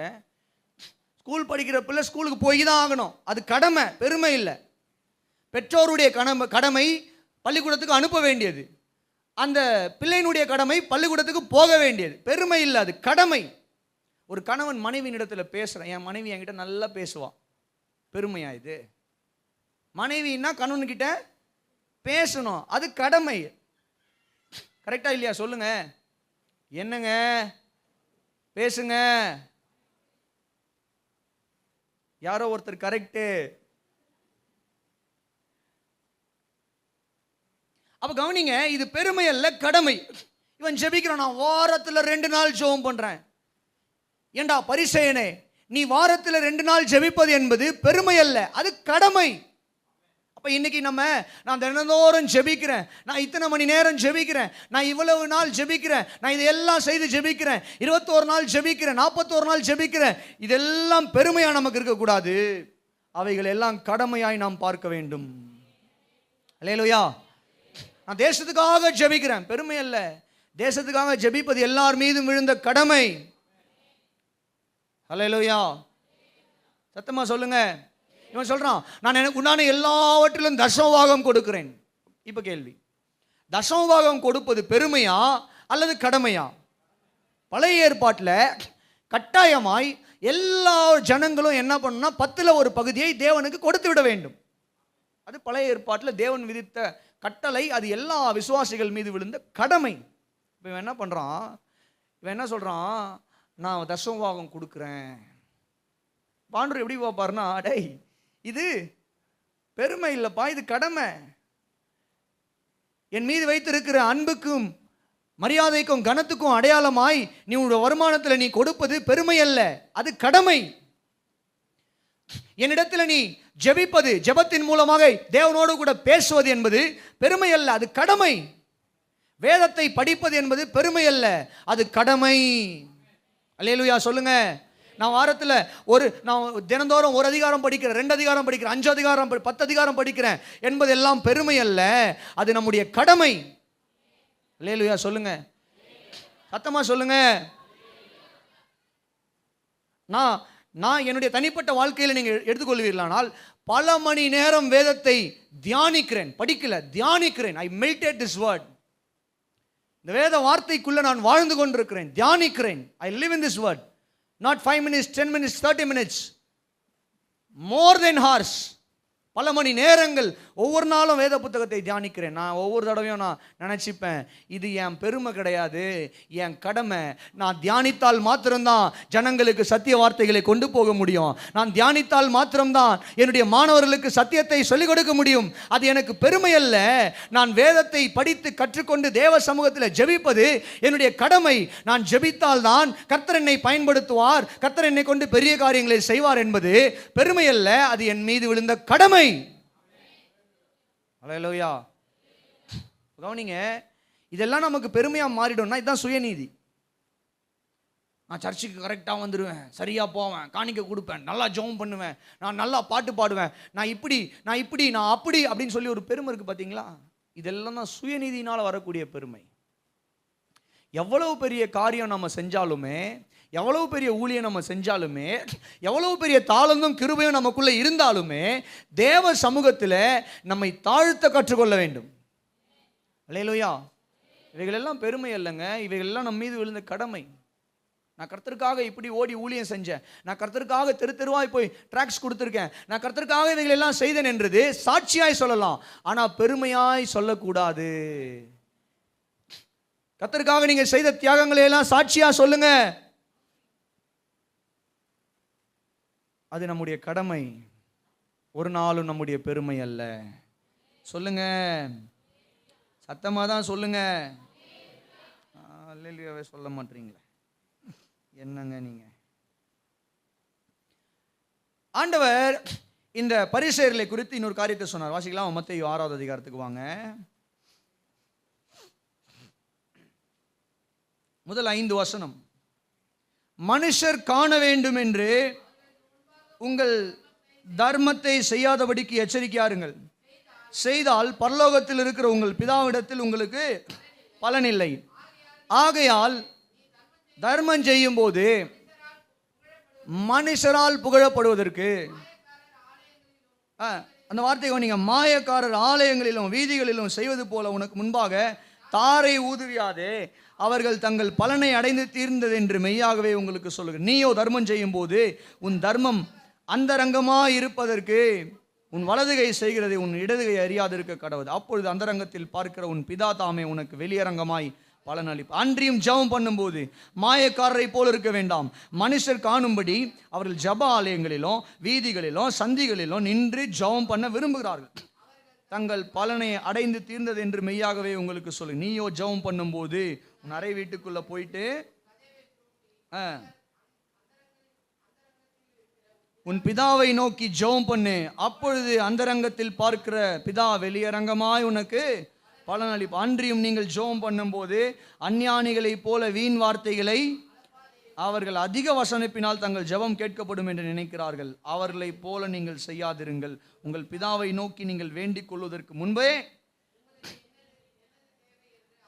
ஹல்லேலூயா சொல்லுமா, ஹல்லேலூயா சொல்லுமா, ஹல்லேலூயா. ஆண்டவர் சொல்றாரு, தான தர்மம் செய்யும் பொழுது, ஜெபிக்கும் பொழுது, உபவாசம் இருக்கும் பொழுது, அன்றைக்கு இருந்த பரிசேயர்கள், வேத பாரகர்கள் அல்லது யூத மத தலைவர்கள் எப்படிப்பட்ட குணமுடையவர்களாக இவங்க இருந்தாங்க அப்படின்னு சொல்லி கேட்டிங்கன்னா, இவங்க ஜெபிக்கும் போது என்ன பண்ணுவாங்கன்னா, ஆலயங்களில் நின்று ஜெபிப்பாங்க, சந்தைகளில் நின்று ஜெபிப்பாங்க, வீதிகளில் நின்று ஜெபிப்பாங்க, ஜனக்கூட்டம் எங்கே இருக்குதோ அங்கே நின்று ஜெபிப்பாங்க. ஏன் அப்படின்னா, ஜனங்க எல்லாம் இவங்கள பார்த்து என்ன பண்ணணுமா, ஆஹா இவர் பார்த்தியா எப்படி ஜெபிக்கிறாரு, எவ்வளோ ஜெபிக்கிறாரு, தெருவில் நின்று ஜெபிக்கிறாரு, வெயிலில் ஜெபிக்கிறாரு அப்படின்னு சொல்லி என்ன பண்ணணுமா, இவர்களை புகழ வேண்டுமாம். சொல்லுங்க, இவர்களை என்ன பண்ணணுமா, புகழ. இவர்களுக்கு புகழ்ச்சிக்காக இவங்க என்ன பண்ணுறாங்கன்னு சொல்லி கேட்டிங்கன்னா, நாங்கள் பார்த்தியா எப்படி ஜெபம் பண்ணுறோம் அப்படின்னு சொல்லிட்டு இவங்க என்ன பண்ணுறாங்க, ரோட்டில் நின்று, சந்தையில் நின்று, அங்கே நின்று, இங்கே நின்று என்ன பண்ணுறாங்கன்னு சொல்லி கேட்டிங்கன்னா ஜெபிக்கிறாங்களாம். அப்போ அங்கெல்லாம் நின்று ஜெபிக்கக்கூடாதான்னு நீங்கள் கேட்டிங்கன்னா, நம்மளை யாராவது ரோட்டில் பார்த்துட்டு, இப்போ எங்களை கூட சில நேரத்தில் எங்கேயாவது ஒரு இடத்துல மால்லையோ இல்லை எங்கேயோ நாங்கள் போயிருக்கும் போது யாராவது பார்த்தாங்கன்னா, பிரதர் ஒரு ஜெபம் பண்ணுங்க, அப்படியே நின்று அவர்களுக்காக கை வச்சு ஜெபம் பண்ணுவேன், தப்பு கிடையாது. அதை குறித்து ஆண்டவர் இங்கே சொல்லலை. இங்கே பண்ணுறவங்க எதுக்கு பண்ணுறாங்கன்னா, வேணும்னே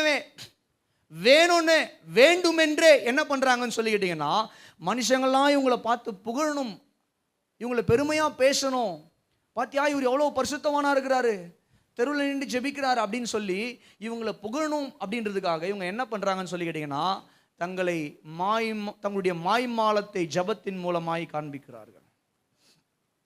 அடுத்த சொல்ற, தான தர்மம் செய்யும் போது தாரத்தப்பட்ட ஊதுவியாதே. இவங்க கொடுக்குறதும் நீங்க பார்த்தீங்கன்னா எல்லாரும் பார்த்து இவங்களை என்ன பண்ணணும், புகழணும். இவங்க ஜெபிக்கிறதும் பார்த்தீங்கன்னா எல்லாரும் பார்த்து இவங்களை புகழணும், இவர் எவ்வளோ பரிசுத்தவான், எவ்வளவு நல்லவர் பார்த்தியா. மூன்றாவதாக இவங்க உபவாசம் இருக்கும் பொழுதும் எப்படின்னா அப்படியே முகத்தை வாடலாக வச்சுக்குவாங்களாம். ஏன் வாடலாக வச்சுக்குவாங்கன்னா, யாராவது இவங்களை வந்து விசாரிக்கும் போது, ஏன் பிரதர் ஏன் உங்களுடைய முகம் வாடலாக இருக்குன்னா, நான் 41 நாள் உபவாசம் இருக்கேன் சிஸ்டர், நான் 41 நாள் உபவாசம் இருக்கேன் ஐயா, 70 நாள் உபவாசம் இருக்கேன் ஐயா அப்படின்னு சொல்லி வருகிறவர்களுக்கெல்லாம் இவர்கள் என்ன பண்ணுமா, தங்களை அப்படியே பெரிய ஜப வீரர்களாக காண்பித்துக் கொள்வதற்காக இவங்க என்ன பண்றாங்களா, தங்களுடைய ஜபத்தையும் தங்களுடைய தான தர்மத்தையும் தங்களுடைய உபவாசத்தையும் இவங்க என்ன பண்றாங்க, மாய்மாலமாய் நடிக்கிறார்கள். அப்போ கவனிங்க, இதெல்லாம் நடிப்பு. இதெல்லாம் என்னது சொல்லுங்க, இதுதான் வந்து சுயநீதியினால உண்டாகக்கூடிய பெருமை. இந்த மாதிரியான மனிதர்களிடத்துல நீங்க போவீங்கன்னா, பேசுவீங்கன்னா, அவங்களோட கூட சவகாசம் வச்சுக்கிடுவீங்க அப்படின்னா, இவங்க பார்த்தீங்கன்னா இவங்க பண்ற இந்த வீணான காரியங்களை குறித்து பெருமை அடித்துக் கொண்டே இருப்பாங்க. சுயநீதியில உண்டாகும் பெருமை, பெருமையா பேசிக்கிட்டே இருப்பாங்க. நான் 1000 ஸ்தோத்திர பலி படித்தேன், இதை பண்றேன் அதை பண்றேன், இதெல்லாம் பெருமை கிடையாதுமா, அதெல்லாம் பெருமை கிடையாது. அதெல்லாம் என்னது, ஜெபிப்பது கடமை, வேதத்தை படிப்பது கடமை, சபைக்கு வருவது கடமை, கர்த்தருக்கு ஊழியம் செய்வது கடமை, இவைகள் எல்லாம் பெருமை அல்ல. அல்லேலூயா சொல்லுங்க. ஆண்டவர் நாமத்துக்கு கனமும் மகிமையும் உண்டாவதாக. அதனாலதான் பிரசங்கியில் சாலமன் எழுதுறாரு, பிரசங்கி 7:16, மிஞ்சின நீதிமானாய் இராதே, அதனால உன்னை நீயே கெடுத்து கொள்ளுவாய். எப்படியா, இன்னொரு தடவை சொல்லுங்க, சத்தமா சொல்லுங்க, எனக்கு கேட்கல. அப்படின்னா என்ன தெரியுமா அர்த்தம், மிஞ்சின நீதிமானா இருக்கிறது அப்படின்னா என்ன அர்த்தம்னா, கவனிங்க, வேதத்தில் நமக்கு என்ன கொடுக்கப்பட்டிருக்கிறதோ, தேவன் நமக்கு வேதத்தில் என்ன நமக்கு கொடுத்திருக்கிறாரோ அதை மாத்திரம் நம்ம செஞ்சா போதும். அதை விட்டுட்டு நான் எவ்வளவு நீதிமான் என்று காண்பிப்பதற்காக வேதம் கூறாத தேவையற்ற சடங்குகளையும் தேவையற்ற வேதத்துக்கு ஒவ்வாத காரியங்களையும் செய்து நான் எவ்வளவு பெரிய நீதிமான் பார்த்தீர்களா, நான் எவ்வளவு பரிசுத்தவான் பார்த்தீர்களா, நான் எவ்வளவு ஜெபிக்கிறவன் பார்த்தீர்களா, நான் எவ்வளவு வேதத்தை படிக்கிறவன் பார்த்தீர்களா என்கிற இந்த பெருமையெல்லாம் வேணாம். அது எங்கே கொண்டு போய் விடும்னா அழிவில் கொண்டு போய் விடும் என்று ஞானி எழுதுகிறான், தேவாவின் ஏவுதலினால. ரொம்ப சிம்பிளாக சொல்லணும் அப்படின்னா, நான் ஒரு ஊழிய காலத்தில் ஊழியம் செஞ்சுட்டு இருந்தேன். அப்போது நம்ம ஃபாதர்து ஒரு பாட்டு இருக்குது, ஏதாவது ஏதாவது செய்ய வேண்டும் ஒவ்வொரு நாளும் என் இயேசு ராஜாவுக்கு. அந்த பாட்டை ஒரு நல்ல ஒரு அர்த்தத்தில் எழுதினார் இல்லையா? அதுக்கு பின்னாடி வரக்கூடிய ஒவ்வொரு ஸ்டான்ஸாஸும் அர்த்தம் உள்ளது. ஜெபிக்க வேண்டும், துதிக்க வேண்டும், ஆமென். அப்புறம் செல்ல வேண்டும், தேசம் எங்கிலும் சுவிசேஷத்தை கொண்டு போகணும். அது ரொம்ப அற்புதமாக அழகாக எழுதியிருந்தார். அல்லேலூயா சொல்லுங்களேன், ஆமென். அதில் ஏதாவது செய்யணும், அவரு கரெக்டாக எழுதியிருக்காரு. ஏதாவது ஏதாவது ஏதாவது செய்ய வேண்டும் ஒவ்வொரு நாளும் என் இயேசு ராஜாவுக்கு. அந்த ஏதாவது என்னது? அடுத்த ஸ்டான்ஸால சொல்லுவார். ஜெபிக்க வேண்டும், துதிக்க வேண்டும், அப்புறம் அதுக்கப்புறம் கொடுக்க வேண்டும், செல்ல வேண்டும் தேசம் எங்கிலும். இவைகளை தான் வேதம் நமக்கு காட்டுகிறது. ஆனால் நம்ம என்ன பண்ணிட்டோம்? ஏதாவது செய்யணும், ஆண்டவருக்காக ஏதாவது செய்யணும், ஆண்டவருக்காக ஏதாவது செய்யணும்னு சொல்லிட்டு வேதத்தில் இருக்கிறதையும் செய்யல. அந்த பாட்டில் அவர் கீழே கொடுத்துருக்காரு பாருங்க, பெர்க்மன்ஸ் ஐயா தகப்பன் அப்பா பெர்க்மன்ஸ் அப்பா கொடுத்துருக்காங்க பார்த்தீங்களா? அதையும் என்ன பண்ணலன்னு சொல்லி கேட்டீங்கன்னா கவனிக்கல. ஏதாவது பண்ணணும்னு சொல்லி நம்ம ஏதாவது காரியத்தை பண்ணி பெரிய பரிசுத்தவான்களாக நீதிமான்களாக தங்களை காண்பித்துக் கொள்ளக்கூடிய ஒரு கூட்டம் இன்றைக்கு கிறிஸ்தவத்தில் இருக்குது. இப்படிப்பட்ட கூட்டத்தை பின்பற்றி போவோமானால் நாமும் சுய பெருமையுடையவர்களாய் மாறி போவோம் என்பதில் எந்த ஒரு மாற்றமும் இல்லை. ஆகவே இந்த காலை வேளையில் நல்ல கவனிங்க.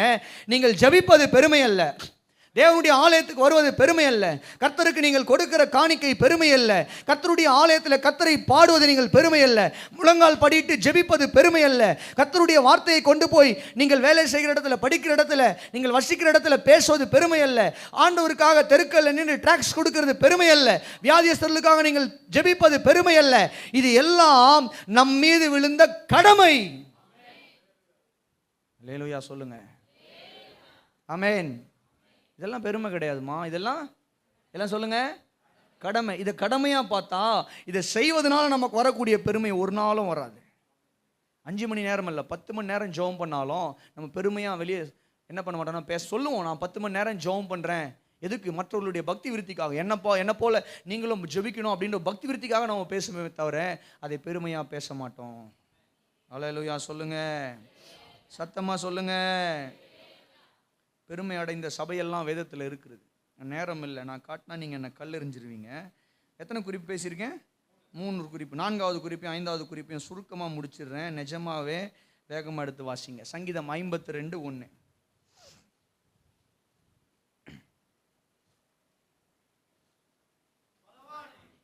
பலவானே, பொல்லாப்பில் ஏன் பெருமை பாராட்டுகிறாய்?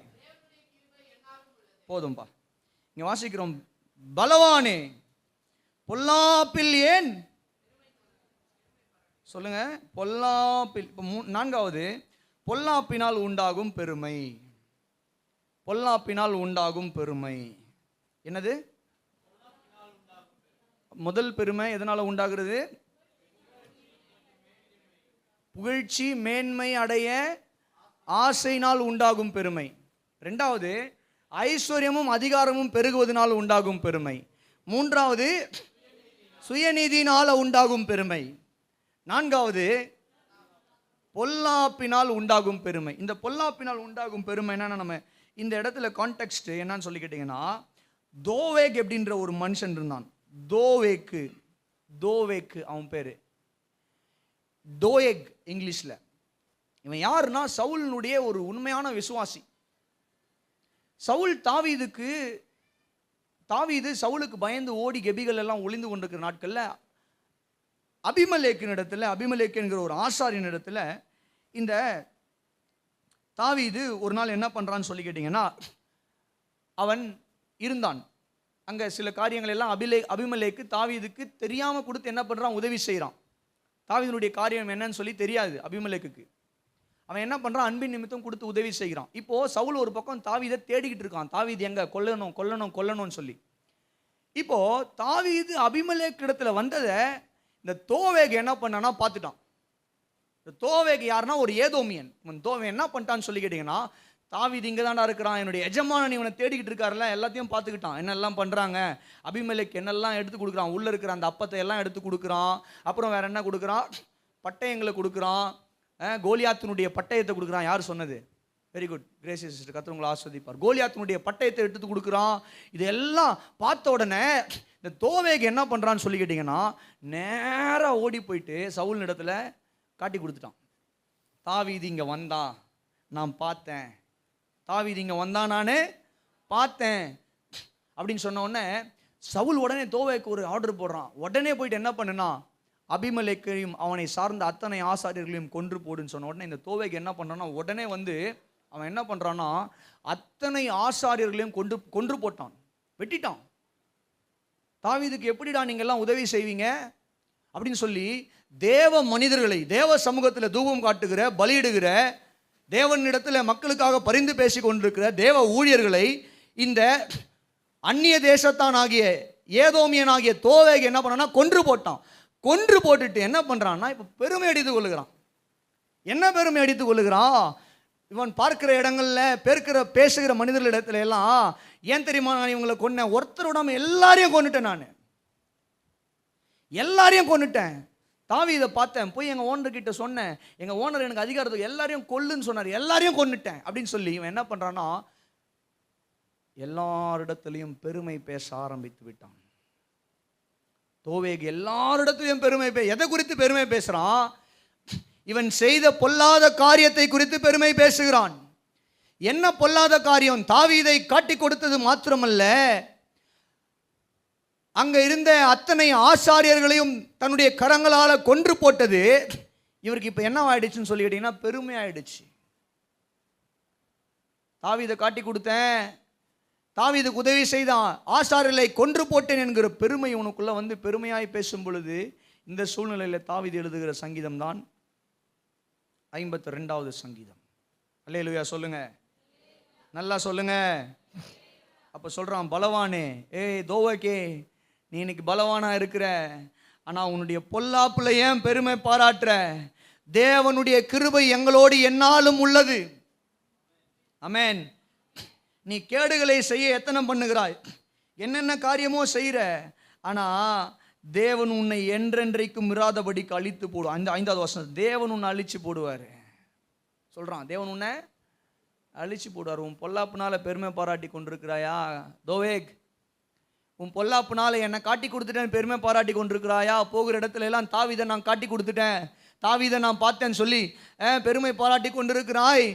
அது மாத்திரமல்ல, ஆசாரியர்களை கொன்று விட்டு அத்தனை உயிரை எடுத்துட்டேன், எத்தனை பேரை நான் போட்டேன் பாத்தியா அப்படின்னு சொல்லி பெருமை அடித்து கொண்டிருக்கிறாயா? டேய், கர்த்தர் உன்னை அழிப்பாருடா, கர்த்தர் உன்னை அழிப்பாரு. கர்த்தர் கிருபை எங்களுக்கு தான் என்னாலும் உள்ளது. ஆமென். அப்போ ஒரு மனுஷனுக்குள்ள 4வது எதனால பெருமை வரும்னு சொல்லி கேட்டீங்கன்னா, பொல்லாப்பினால பெருமை வரும். எல்லாரும் சொல்லுங்க, பொல்லாப்புனால பெருமை. இன்னைக்கு இந்த பொல்லாப்புனால பெருமை என்பது நமக்கு எந்த ரூபத்தில் இருக்கிறது அப்படின்னு சொல்லி கேட்டிங்கன்னா, ஒரு ரூபத்தில் இருக்கிறது. சிலர்லாம் நீங்கள் பார்த்தீங்கன்னா, நான் ஆஃப் அடித்தேன், அதில் ஒரு பெருமை உங்களுக்கு. தண்ணி மிக்ஸ் பண்ணாமல் ஆஃப் அடித்தேன், பொல்லாத காரியம் செய்வதனால உண்டாகிற பெருமை. கவனிக்கிறீங்களா? என்னது? நான் பொல்லாத காரியம் செய்வதனால உண்டாகக்கூடிய பெருமை. சிலர்லாம் பேசிக்குவாங்க, நேற்று நைட்டு ஃபுல்லு ஒன்று அடித்த மச்சான், ஃபுல் எப்படா அடிச்ச, நீ கெத்துப்பான், நான் ஃபுல்லாக அடிப்பேன், இன்னும் ஒன்று கொடுத்தா கூட அடிப்பேன். யார்? கிறிஸ்தவங்களே சொல்கிறேன். கோட்டர் அடித்தேன், எப்படி அப்படியே நிற்கிறேன் பாரு ஸ்ட்ராங்கா அப்படின்னு சொல்லக்கூடிய மனிதர்கள். பொல்லாதது செஞ்சு விட்டு அதில் பெருமை உங்களுக்கு. நான் 2 பொண்ணை கரெக்ட் பண்ணியிருக்கேன் தெரியுமா, அதில் ஒரு பெருமை வாலிபர்களுக்கு. காலேஜுக்குள்ள ஒரு பொண்ணு, அப்புறம் நான் ட்ராவல் பண்ணும்போது பஸ்ஸில் போகும்போது ட்ரெயினில் வரும்போது ஒரு பொண்ணு. இது இப்போ கேர்ள்ஸ்க்கு தான் பொருந்தும். இது நான் 2 பொண்ணை சைட் அடிக்கிறேன் பார்த்தியா? யார் இதெல்லாம் உலக மனிதர்களுடைய கதை எனக்கு தேவையே இல்லை. சபைக்குள்ளே இருக்கக்கூடிய வாலிபர்களுடைய கதை தான் நான் பேசி கொண்டிருக்கிறேன். எப்படி? உள்ள ஒன்று, வெளியே ஒன்று, படிக்கிற இடத்துல ஒன்று, இங்கே ஒன்று. நான் 4 பொண்ணை கரெக்ட் பண்ணி வச்சிருக்கேன் தெரியுமா? இதெல்லாம் வெளியே போனால் இவர் மன்மதர், உள்ளே வந்தால் இவர் வந்து நீங்கள் பார்த்தீங்கன்னா எல்லா பக்தியிலையும் ஆக்டிங் பண்ணுவார், நண்பர்களோடு கூட பெருமை அடித்துக் கொள்வார். விளங்குமா? இன்னும் நிறைய காரியம் இருக்குது. என்னன்னு சொல்லி கேட்டிங்கன்னா, நான் வந்து நீ பார்த்தேன்னா 10 பீடி பிடிப்பேன் ஒரு நாளில், 10 சிகரெட் அடிப்பேன், ஒன்றும் ஆகாது. 10 வருஷமாக சிகரெட் பிடிச்சிட்டு இருக்கிறேன், ஒன்றும் ஆகலை. பெருமை பேசக்கூடிய மனிதர்கள் இருக்கிறாங்க. தங்கள் குடிக்கிறதை குறித்து, விபச்சாரம் செய்வதை குறித்து, தங்கள் பேசுகிற கெட்ட வார்த்தைகளை குறித்து வந்தான் பாரு, ஒரு 4 வார்த்தை இப்படி அப்படின்னு சொல்லி அசிங்கமாக கேட்டவனும் ஓடிட்டாங்க அவன் அப்படின்னு சொல்லுவாங்க. யாரு? கிறிஸ்தவங்களே. அவனை பேசணும் பாருங்க, கேட்ட கேள்விக்கு அவன் ஒரு 4 கெட்ட வார்த்தை பேசணுன்னு தான் அவன் அடங்கினான். இது பெருமையா?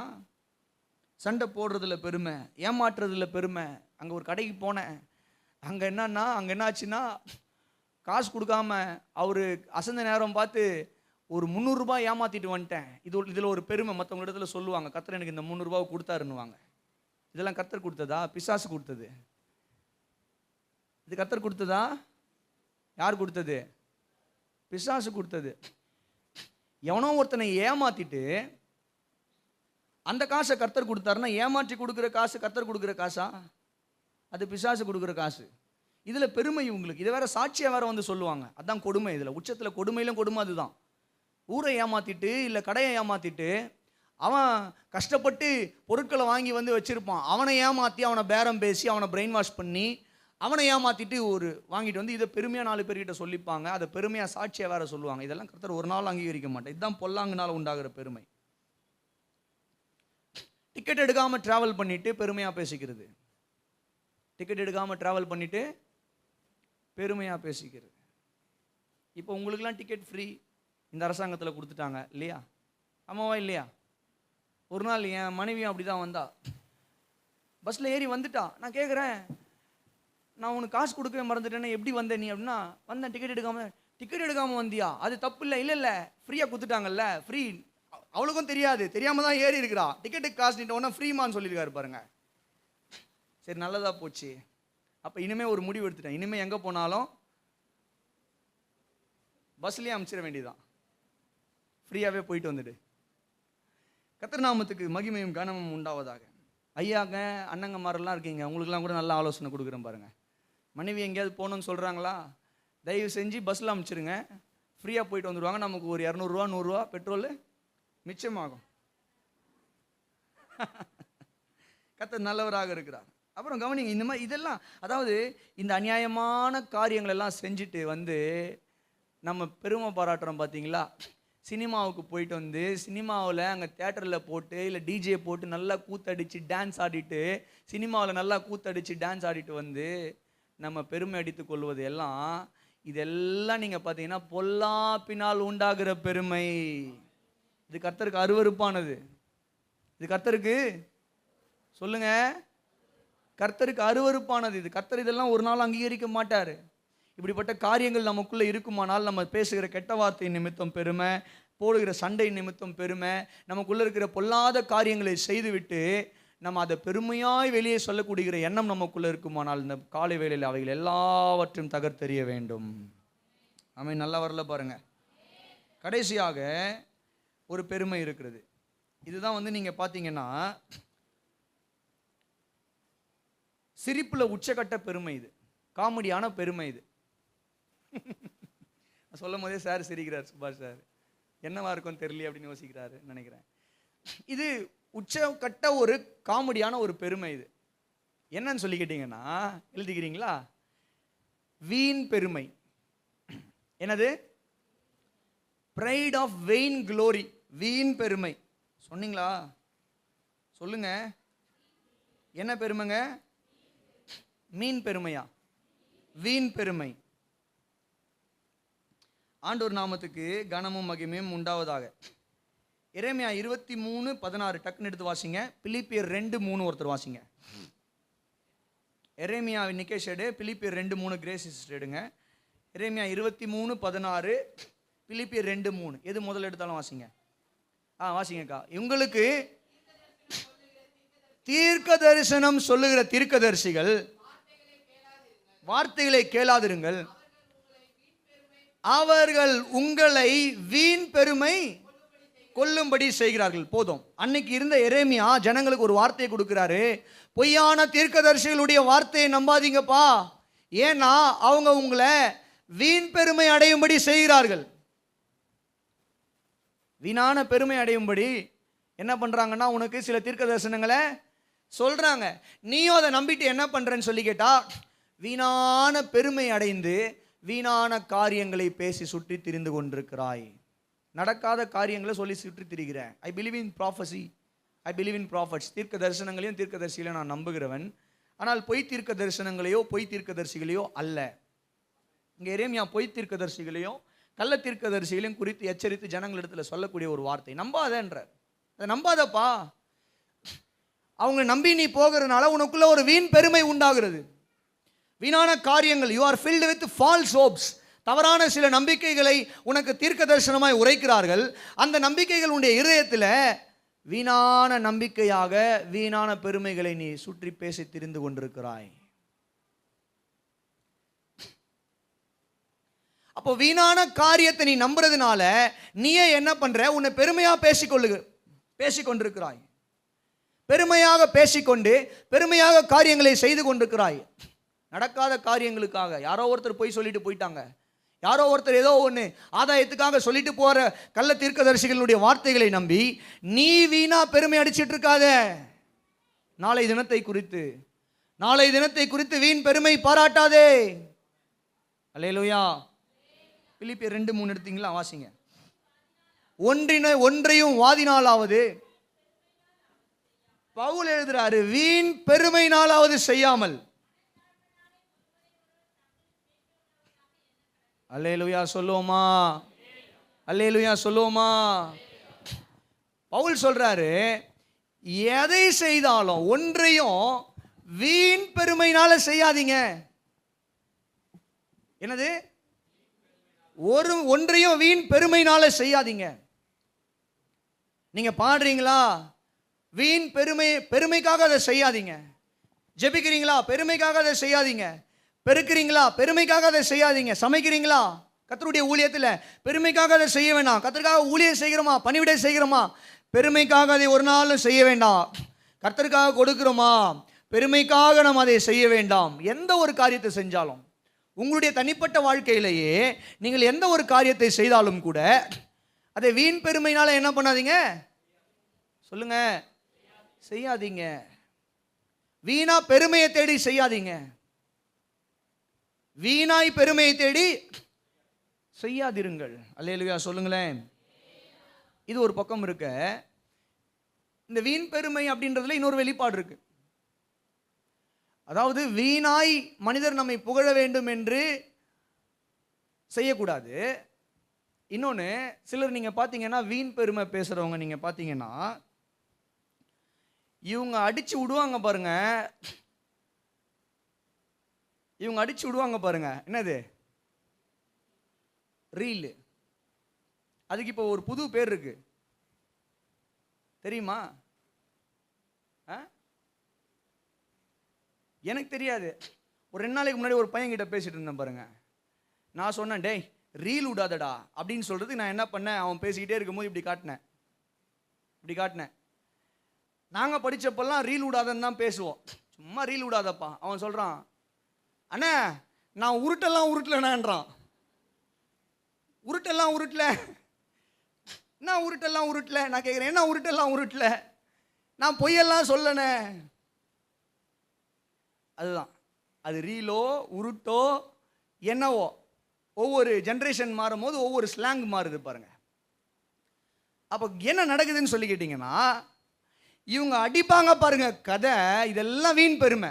ஒன்றுமே இருக்காது உள்ள, உள்ள வந்து களிமண் தான் இருக்கும். ஆனால் இவங்க போனாங்கன்னா காதில் பூ சுற்றுவாங்க பாருங்க. நான் எப்படி தெரியுமா, ஒரு காலத்தில் நான் எப்படி இருந்தேன் தெரியுமா, ஒரு காலத்தில் நான் என்ன பண்ணேன் தெரியுமா, 4 வருஷத்துக்கு முன்னாடி நான் என்ன பண்ணேன் தெரியுமா, இதை பண்ண அதை பண்ண, செய்யாத காரியங்களை எல்லாம் சேர்த்து சுற்றுவாங்க. இல்லாத காரியங்களை எல்லாம் சேர்த்து சுற்றுவாங்க. இவங்க சுற்றுல நமக்கே தலை சுத்தம். நமக்கே தெரியும் அப்பட்டமா இது பச்சையான ஒரு பொய், பச்சையான ஒரு பொய் இது அப்படின்னு சொல்லிட்டு. இதுதான் வீண் பெருமை. நம்ம செய்யாத ஒரு காரியத்தை, நம்ம கிட்ட இல்லாத ஒரு காரியத்தை ஏன் நம்ம பெருமையா போய் சொல்லிக்கணும்? விளங்குதா உங்களுக்கு? விளங்குனவங்க ஒரு அல்லேலூயா சொல்லுங்களேன், சத்தமா சொல்லுங்களேன். உங்களுக்கு வரக்கூடிய வருமானத்தை இருக்கிற மாதிரி சொல்லுங்க மற்றொரு இடத்துல பேசும்போது. இல்லைன்னா உங்களுக்கு விருப்பம் இல்லைன்னா சொல்லாதீங்க. உடுப்பா அதெல்லாம் கேட்காதப்பா, போப்பா, ஏதோ நானே சம்பாதிக்கிறேன் சாப்பிட்றேன் போ, எதுக்கு நீ அதெல்லாம் கேட்க சொல்லிட்டு போயிடுங்க. இல்லை 25,000 30,000 சொல்லிட்டு போயிடுங்க. அதை விட்டுட்டு 30,000 சம்பளம் வாங்கிட்டு நான் ஒரு 80,000 வாங்குறேன், நான் வேலை செய்கிற கம்பெனி அப்படியே பெரிய இந்த கம்பெனி, எனக்கு அங்கே இந்த சலுகைலாம் அதெல்லாம் இல்லாததெல்லாம் போய் சொல்லிக்கிட்டு இருக்கக்கூடாது. வீணா பெருமை பேசிக்கிட்டு இருக்கக்கூடாது. எனக்கு இது கொடுத்துருக்குறாங்க, அது கொடுத்துருக்குறாங்க, இது இருக்குது அது இருக்குது, வேணாம், அந்த பெருமை வேண்டாம். அல்லேலூயா சொல்லுங்க, அல்லேலூயா சொல்லுங்க. என்னுடைய நண்பர்கள் மத்தியில் நான் யார் தெரியுமா, என்னுடைய சபையில் நான் யார் தெரியுமா, நான் தான் எல்லா காரியங்களையும் செய்வேன், நான் தான் எங்களுடைய பள்ளிக்கூடத்தில் எங்களுடைய காலேஜில் அப்படியே நான் தான் பெரிய ஆள், எல்லாவற்றையும் செய்வேன். சுத்த வேணாம், இதெல்லாம் வீண் பெருமை.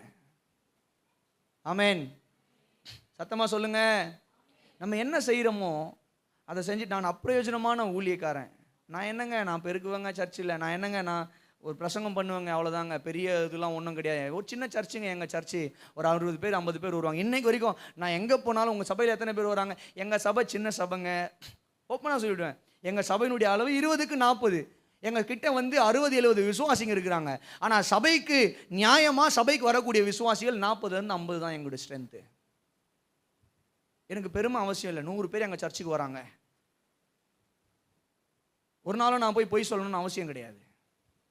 அப்படி நான் சொல்லிட்டு ஒரு நாள் அப்படி சொல்கிறவங்க ஒரு நாள் நம்ம சர்ச்சுக்கு வந்தாங்கன்னா இவர் 100 பேர் வருவாங்கன்னு சொன்னாங்க, வெறும் 50 பேர் தானே உட்காந்துக்கிட்டு இருக்காங்க. அப்போ இவர் அன்றைக்கி நம்மக்கிட்ட என்ன பண்ணியிருக்கிறாரு, கதை விட்டுருக்கிறாரு. கரெக்டாக நான் சொல்கிறது சொல்லுங்க. அப்போது கவனிங்க, உள்ளதை உள்ளது என்றும் இல்லதை இல்லது என்றும் சொல்லுங்கள், அதற்கு மிஞ்சினால் அது தீமையாக இருக்கும். இயேசு சொன்னார், நான் சொல்லலை. உள்ளதை உள்ளதா சொல்லு. ஆமென். வீண் பெருமை வேணாம். இருக்குன்னா இருக்கு, வெற்றினா வெற்றி, தோல்வினா தோல்வி, உயர்வுனா உயர்வு, தாழ்வுனா தாழ்வு, சந்தோஷம்னா சந்தோஷம், துக்கம்னா துக்கம், இருக்கிறத இருக்கிற மாதிரி பேசிட்டு போ. அதை விட்டுட்டு நமக்கு வீண் பெருமை சொல்லுங்க வேண்டாம். எங்கேயுமே வீண் பெருமை பேசாதீங்க. நீங்க செய்யாத காரியத்தை, நம்ம செய்யாத காரியத்தை, நமக்குள்ள இல்லாத காரியத்தை, நம்ம கேட்காத நம்ம பார்க்காத காரியத்தை, நம்ம சாதிக்காத ஒரு விஷயத்தை நாம் செய்ததாகவோ பார்த்ததாகவோ செய்ததாகவோ நாம் நடப்பித்ததாகவோ வெளியே போய் நாம் பொய்யாய் தம்பட்டம் அடித்து கொண்டு பெருமையை தேட வேண்டாம். அது தேவனுக்கு ஒரு நாளும் மகிமையை கொண்டு வர போவது இல்லை. அல்லேலூயா. இருக்கிறத இருக்கிற மாதிரி சொல்லிட்டு போங்க. என்ன வேலை செய்கிறீங்க? நான் ஒரு எலக்ட்ரீஷியனுங்க, பிரச்சனை இல்லை. எலக்ட்ரீஷியனை குறைந்த வேலையா? இல்லையே. இல்லைங்க, நான் ஒரு சாதாரண இந்த வேலை பண்ணிட்டு இருக்கேன். எல்லா வேலையும் சிறந்த வேலை தாங்க. அல்லேலூயா சொல்லுங்க. எல்லா வேலையும் சிறந்த வேலைதான், ஒரு வேலையும் தாழ்ந்த வேலை அல்ல. எல்லா வேலையும் சிறந்த வேலைதான். ஆகவே நமக்குள்ள என்ன வேணாம், வீண் பெருமை வேண்டாம். அப்போ கவனிங்க, பெருமை உள்ளவனுக்கு தேவன் என்ன பண்றாரு? எதிர்த்து நிற்கிறார். கரங்களை உயர்த்தி ஒரு அல்லேலூயா சொல்லுங்களேன். ஆனால் தாழ்மை உள்ளவர்களுக்கோ தேவன் கிருபை அளிக்கிறார். அப்போ நம்முடைய வாழ்க்கையில இந்த காலை வேளையில ஒருவேளை தேவனுக்கு விரோதமான பெருமைகள் இருக்குமானால் அவைகள் எல்லாவற்றையும் நம்ம தகர்த்து விட வேண்டும். ஆமென், ஹல்லேலூயா. எதனால பெருமை நம்முடைய வாழ்க்கையில் வருதுன்னு சொன்னேன், சொல்லுங்க பார்க்கலாம். முதலாவது புகழ்ச்சினாலும் புகழ்ச்சியும் மேன்மையும் அடைய வேண்டும் என்கிற ஆசையினால் உண்டாகக்கூடிய பெருமை. ரெண்டாவது ஐஸ்வர்யமும் அதிகாரமும் பெருகுவதனால உண்டாகும் பெருமை. மூன்றாவது சுயநீதினால் உண்டாகும் பெருமை. நான்காவது பொல்லாங்கினால் உண்டாகும் பெருமை. ஐந்தாவது வீண் பெருமை. இந்த 5 பெருமை நமக்குள்ள இருக்கக்கூடாது. ஆமென். ஒப்பு கொடுக்கலாமா?